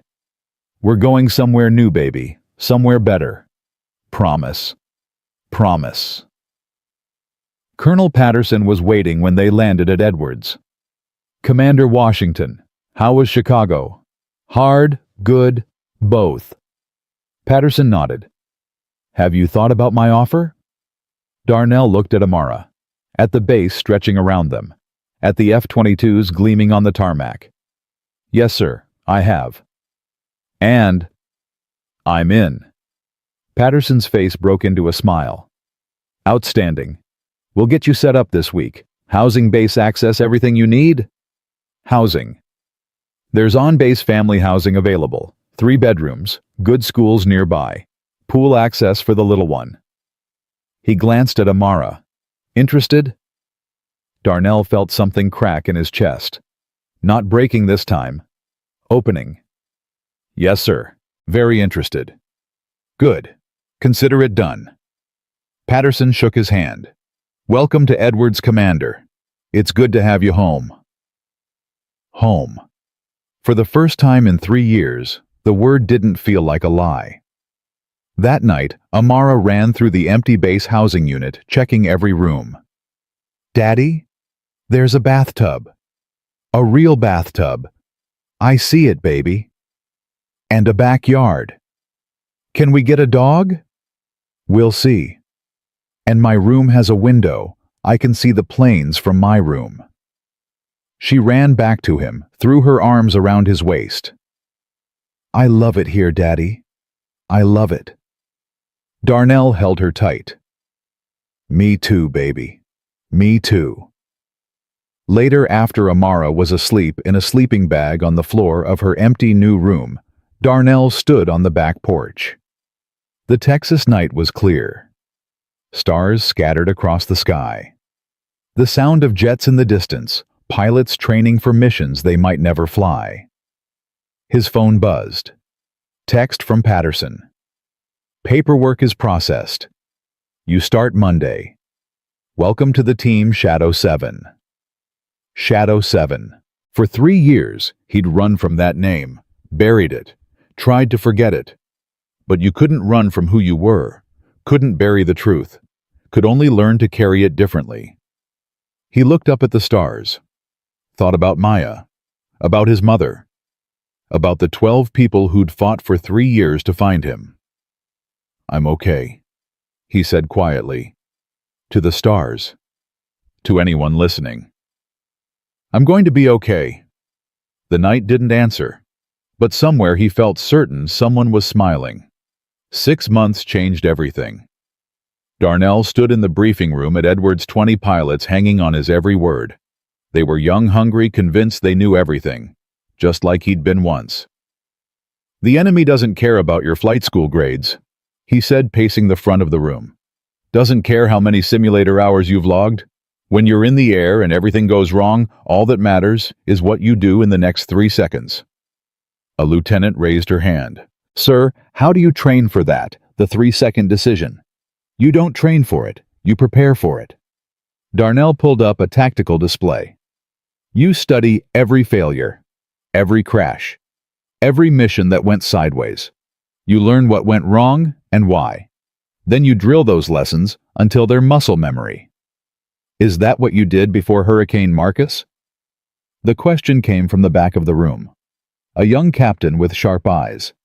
"Before Marcus, I'd studied every rescue failure in Navy history. Knew every mistake, every wrong decision, every pilot who'd turned back when they should have pushed forward." Darnell paused. "When I flew into that storm, I wasn't improvising. I was applying everything I'd learned from everyone who'd failed before me." "But the conditions were impossible. Everyone said so." "Impossible is just a word people use when they're scared." Darnell met the captain's eyes. "The conditions were extreme. The risks were real. But 12 people were in the water, and I was the only one close enough to help. So I stopped thinking about impossible and started thinking about necessary." The room was silent. That's your lesson for today. When you're in the air and everything says, "Turn back," ask yourself one question. Is there someone counting on me to keep going? If the answer is yes, you find a way. Period. The session ended. Pilots filed out talking among themselves. Several stopped to shake Darnell's hand, thank him for the insight. Colonel Patterson appeared in the doorway. "Hell of a session, Commander." "Just sharing what I know, sir." "That's not what I'm hearing. I'm hearing you're the best tactical instructor this base has had in 20 years. Pilots are requesting transfers just to train with you." Darnell shrugged. "They're good kids, eager to learn. They're good kids who are becoming great pilots, because of you." Patterson stepped into the room. "Speaking of which, the Secretary's office called. The ceremony is confirmed for next week. Navy Cross presentation at the Pentagon, full honors." The Navy Cross. Darnell still couldn't quite believe it. "Sir, I'm not sure I deserve—" "Don't." Patterson's voice was firm. "Don't do that humble thing. You earned that medal. You earned it 6 years ago, and you're earning it every day you spend with these pilots."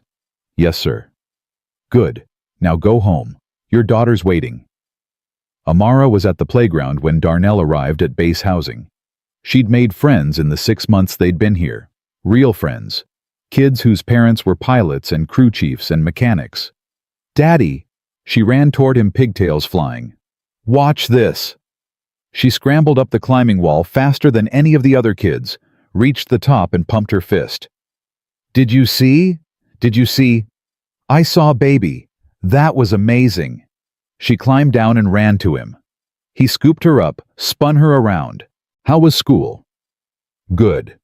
We're learning about planets. Did you know Saturn has rings made of ice?" "I did know that.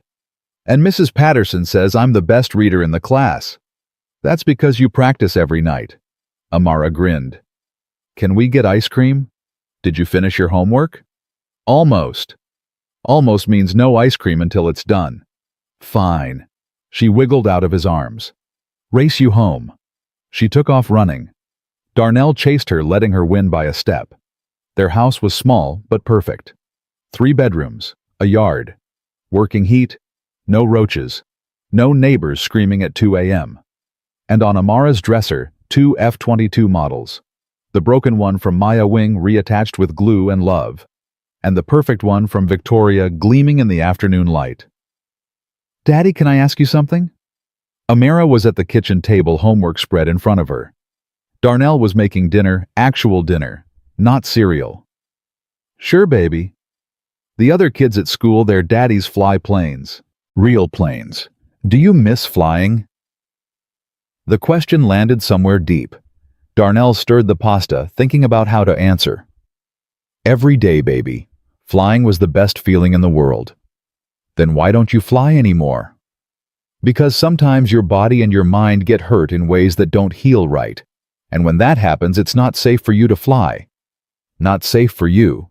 Not safe for other people." Amara considered this. "Like when I broke my arm and couldn't play soccer." "Kind of. Except my hurt was inside my head, where you can't see it." "Does it still hurt?"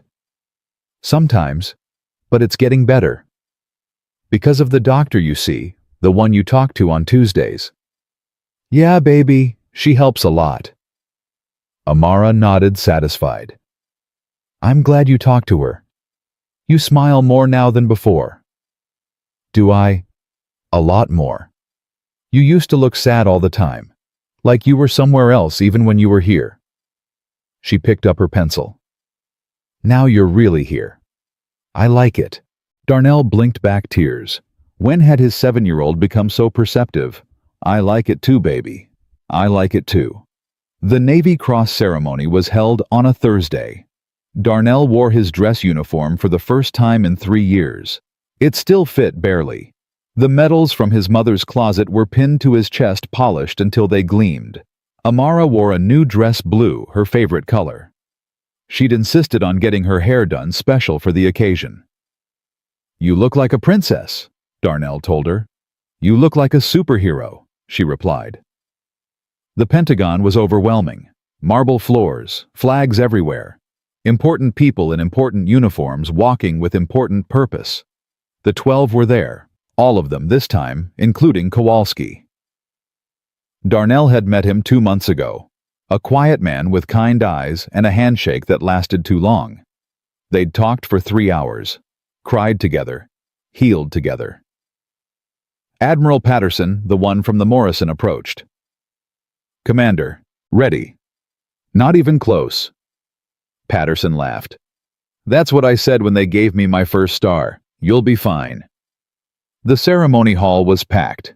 Senior officers, politicians, media. More cameras than Darnell had ever seen pointed at one person.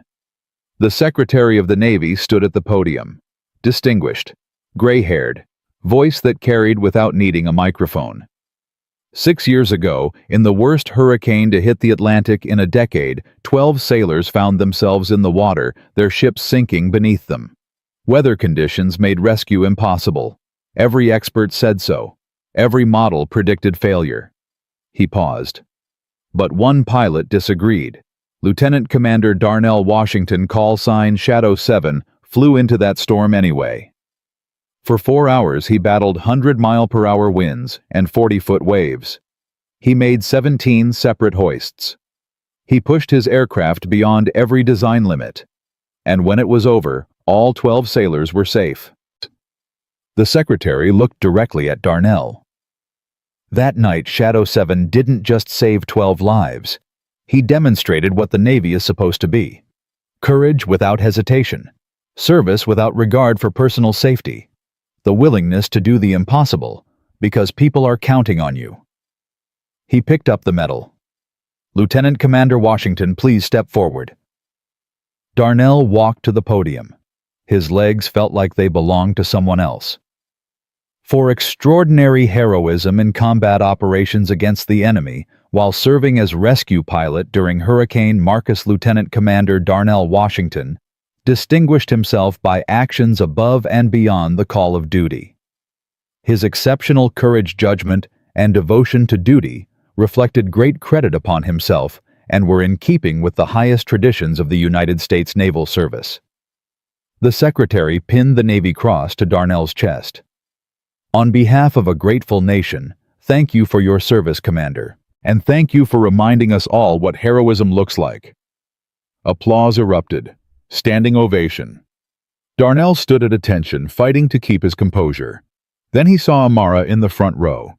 She was crying and clapping and grinning all at once. "That's my daddy!" she shouted. "That's my daddy!" Laughter rippled through the crowd. The Secretary smiled. "I think someone wants to say hello." Darnell broke protocol. Walked off the stage, picked up his daughter, held her tight. "I'm so proud of you, Daddy." "I'm proud of you too, baby. Always." The reception afterward was a blur of handshakes and congratulations. Politicians wanting photos. Admirals sharing war stories. Reporters asking for interviews. But the moment Darnell would remember forever came near the end. He was standing by the window watching the sunset over Washington when a familiar voice spoke behind him. "You clean up nice, Commander." He turned. Victoria Chase stood there, different than before. No designer clothes, no expensive jewelry, just a simple dress and a name tag that read Wings of Home Foundation. "Miss Chase." "Victoria, please." She smiled. It looked genuine now. "I'm not Miss Chase anymore. I'm just Victoria, volunteer coordinator for Veteran Family Services." "I heard you made some changes." "Radical ones. Sold everything. Started over." She looked around the room. "I watched the ceremony. You deserve every bit of this." "I'm still not sure about that." "Well, I am. And so are those 12 people who came from all over the country to watch." She paused. "And so is your daughter. Did you see her face when they pinned that medal on you?" "I saw." "That's what matters, Commander. Not the medal, not the ceremony. Her. The way she looked at you." Victoria's voice softened. "I never had anyone look at me like that. I spent my whole life chasing achievements, and none of them gave me what you have." "What's that?" "A reason to keep going. Someone who needs you to be better." Darnell looked at Amara, who was showing her dress to Admiral Patterson's wife. "She's the reason I didn't give up. All those years of mopping floors and eating cereal for dinner, She's why I kept going. And now you're helping other veterans do the same thing. Trying to. Victoria pulled out a card. Different from the one she'd given him before. This one had the Wings of Home logo.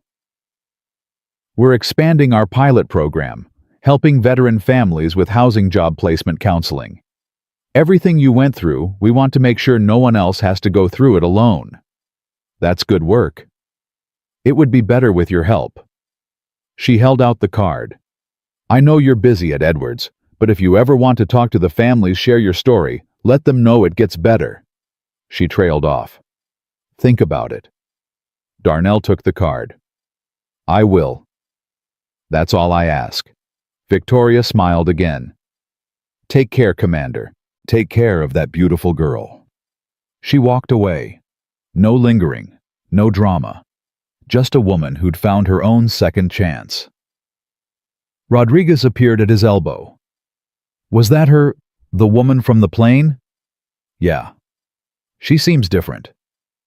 People change, Rodriguez. That's what I'm learning. People change. The flight back to Edwards was quiet. Amara slept against his shoulder, the Navy crossbox clutched in her hands. She'd insisted on holding it the whole way. Darnell looked out the window at the clouds below. Thought about everything that had happened in the past year. The plane. Victoria. The emergency landing. The 12. His mother's funeral. The job. The ceremony. A year ago, he'd been invisible. Mopping floors for $14 an hour. Eating cereal for dinner. Convinced he had nothing left to offer. Now he was training pilots who might save lives someday. Living in a real home. Wearing a medal that said the Navy thought he mattered. And Amara was thriving. Happy. Secure. Growing into the kind of person Maya would have been proud of. Daddy. Her voice was sleepy. Yeah, baby. Are we home yet? Almost. Good. She snuggled closer. I like home. Me too, baby. Me too. 1 year later. Darnell stood on the tarmac at Edwards watching a group of pilots prepare for a training mission. These were his pilots now. The ones he'd trained. The ones he'd prepared for exactly this moment. Lieutenant Sarah Kim was leading the formation. She'd been the first to earn her wings under Darnell's instruction. Youngest pilot in her class.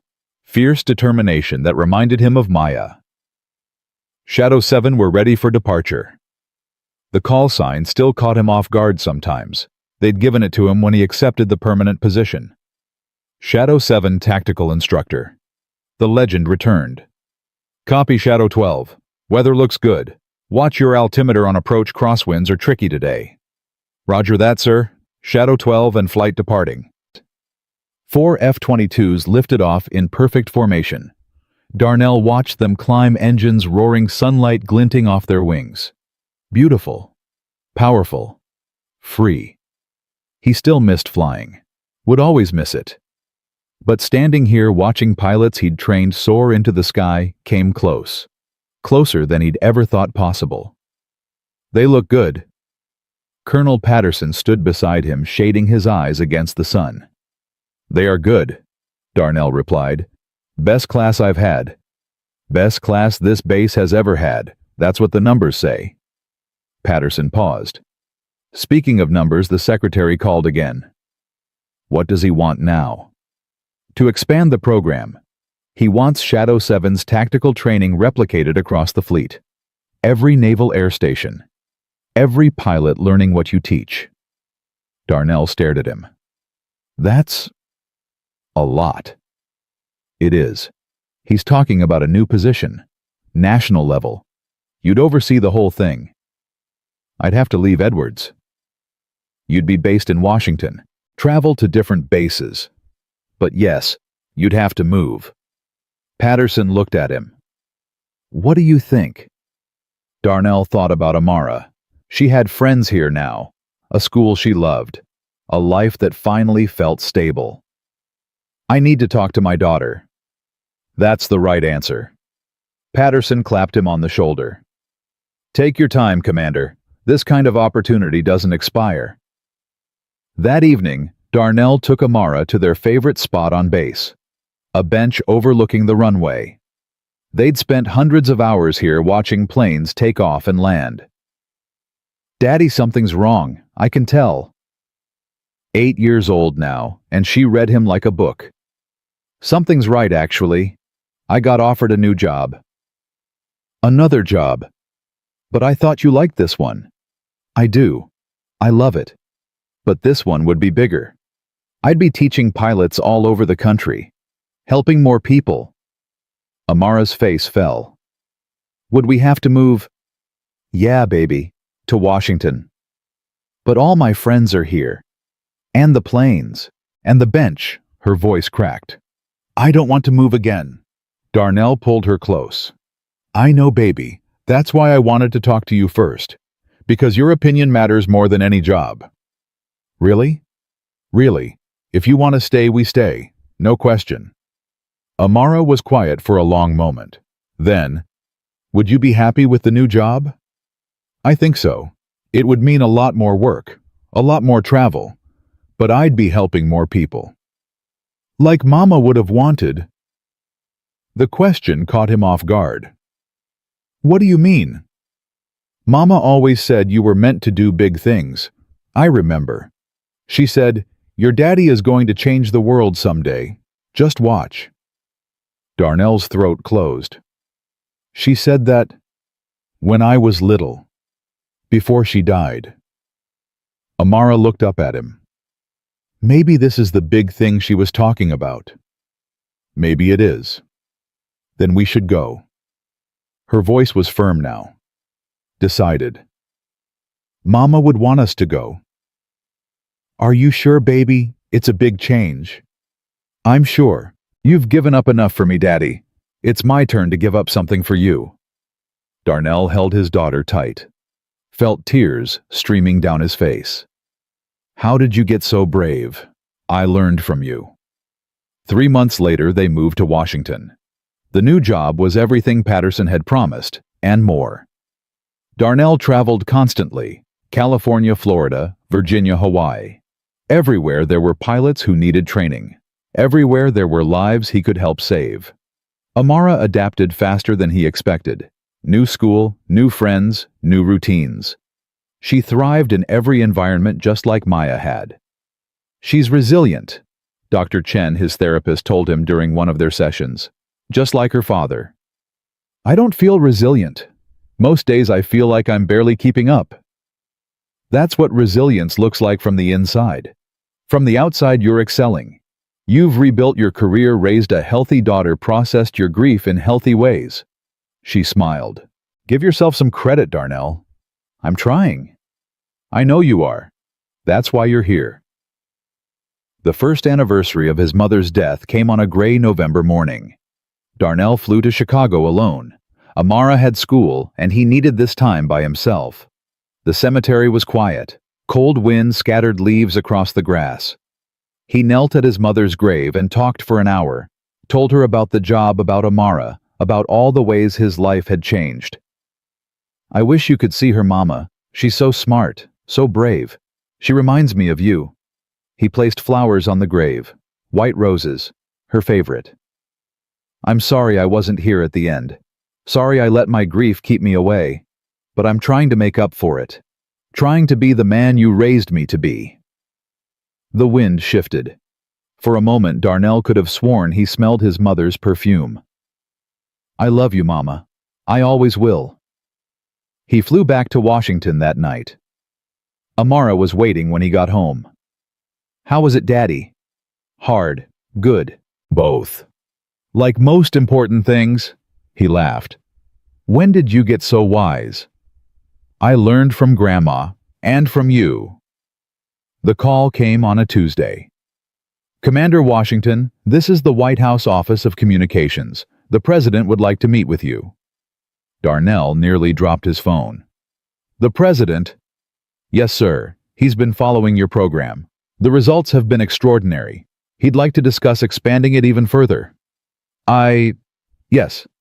Of course. When?" "Friday. 2 o'clock. The Oval Office."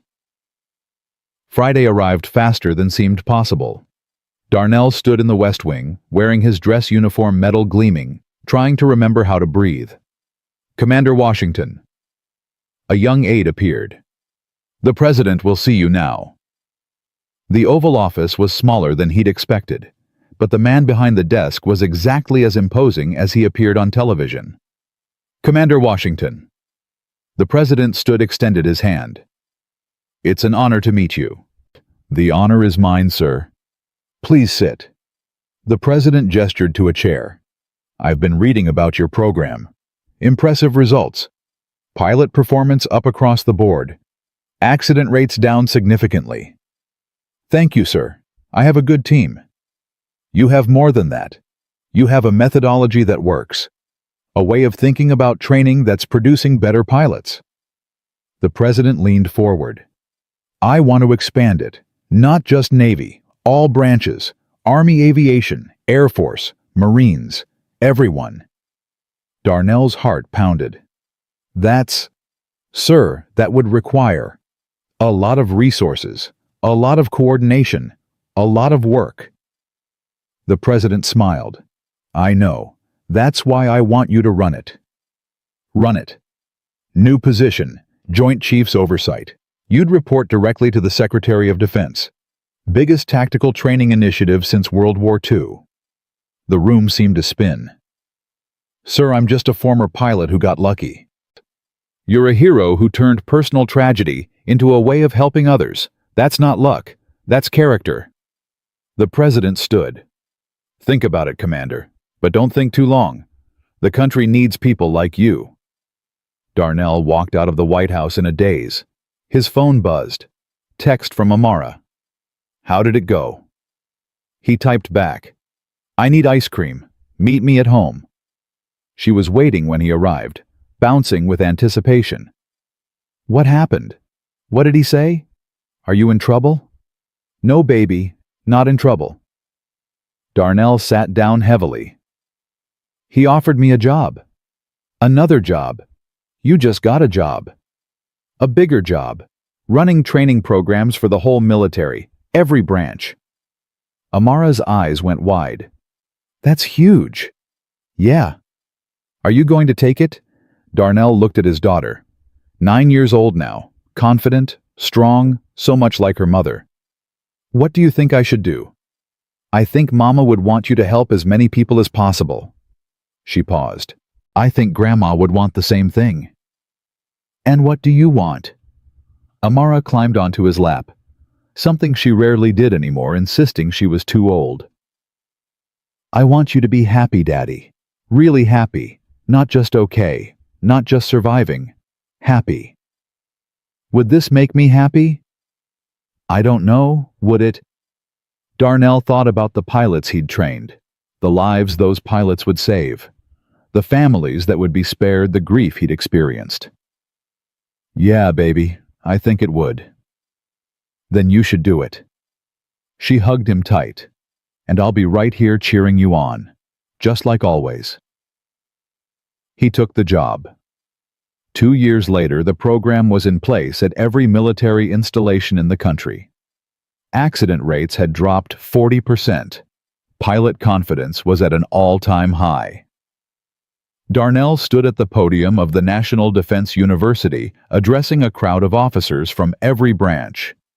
"When I started this journey, I was a broken man. I'd lost my wife, my career, my sense of who I was. I spent 3 years mopping floors and eating cereal for dinner, convinced I had nothing left to offer." He looked at the audience. So many faces, so many lives he'd touched. "I was wrong. We're all wrong when we think our value is tied to our circumstances. Your worth isn't determined by your job title or your bank account or whether people look at you or through you. Your worth is determined by what you do when it matters, by whether you show up for the people counting on you, by whether you keep going when everything says quit." He thought about Victoria, about the 12, about his mother, about Maya. "I learned that lesson from a woman on a plane who broke my daughter's toy. I learned it from 12 sailors who fought for 3 years to restore my benefits. I learned it from my mother, who died believing in me even when I didn't believe in myself. And I learned it from my wife, who told me once that courage isn't the absence of fear, it's doing the hard thing anyway. He paused. Today, I'm asking you to do the hard thing. Not just in the air, not just in combat, but in life. When you see someone struggling, don't look away. When you have a chance to help, take it.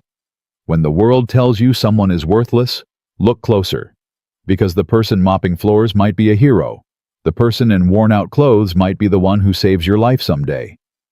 He stepped back from the podium. That's all I have. Thank you for listening. And thank you for your service. The applause was thunderous. Afterward, Amara found him backstage. 11 years old now. Taller. More confident. Still carrying the F-22 model her mother had given her. That was amazing, Daddy. You think so? I know so. You made people cry. Good crying, not sad crying. He laughed. Good crying is the best kind. She hugged him. I'm proud of you, Daddy. Mama would be too. I hope so, baby. I really hope so. That night, Darnell stood on the balcony of their Washington apartment. The city spread below, lights glittering like stars fallen to earth. His phone buzzed. Text from Rodriguez. Watching the speech online. 12 grown men crying like babies. You did good, Shadow 7. Another text. From Kowalski. Thank you. For everything. For not giving up. On us or on yourself. Another. From Victoria. You've come so far. Dorothy and Maya would be so proud. Darnell put the phone away, looked up at the real stars. We made it, he said quietly. To Maya, to his mother, to whoever was listening. We made it, and we're going to keep making it. One day at a time. Behind him, Amara called out. Daddy! Come inside. It's ice cream time. He smiled, turned away from the stars. Coming, baby, coming. He walked inside, closing the balcony door behind him. The past was still there. The grief, the struggle, the years of invisibility. It would always be there. But so was the future, bright and possible and full of people who needed what he had to give. Darnell Washington had been invisible once, dismissed, forgotten, written off as a charity case in worn-out clothes. But he'd learned something in the years since that flight, since Victoria Chase broke his daughter's toy, since 4 F-22 pilots snapped to attention at the sight of his wrist. He'd learned that the measure of a man isn't found in his circumstances, but in his choices. Not in what he's lost, but in what he builds from the ruins. Not in whether he falls, but in whether he gets back up. He'd been Shadow 7, once a legend in the sky. Now he was something more. He was a father, a teacher, a healer. He was proof that broken things could be made whole. And every pilot he trained, every life he touched, every family, spared the grief he'd known, they were proof that one person refusing to give up could change the world. Shadow 7 didn't fly anymore, but he soared higher than he ever had before.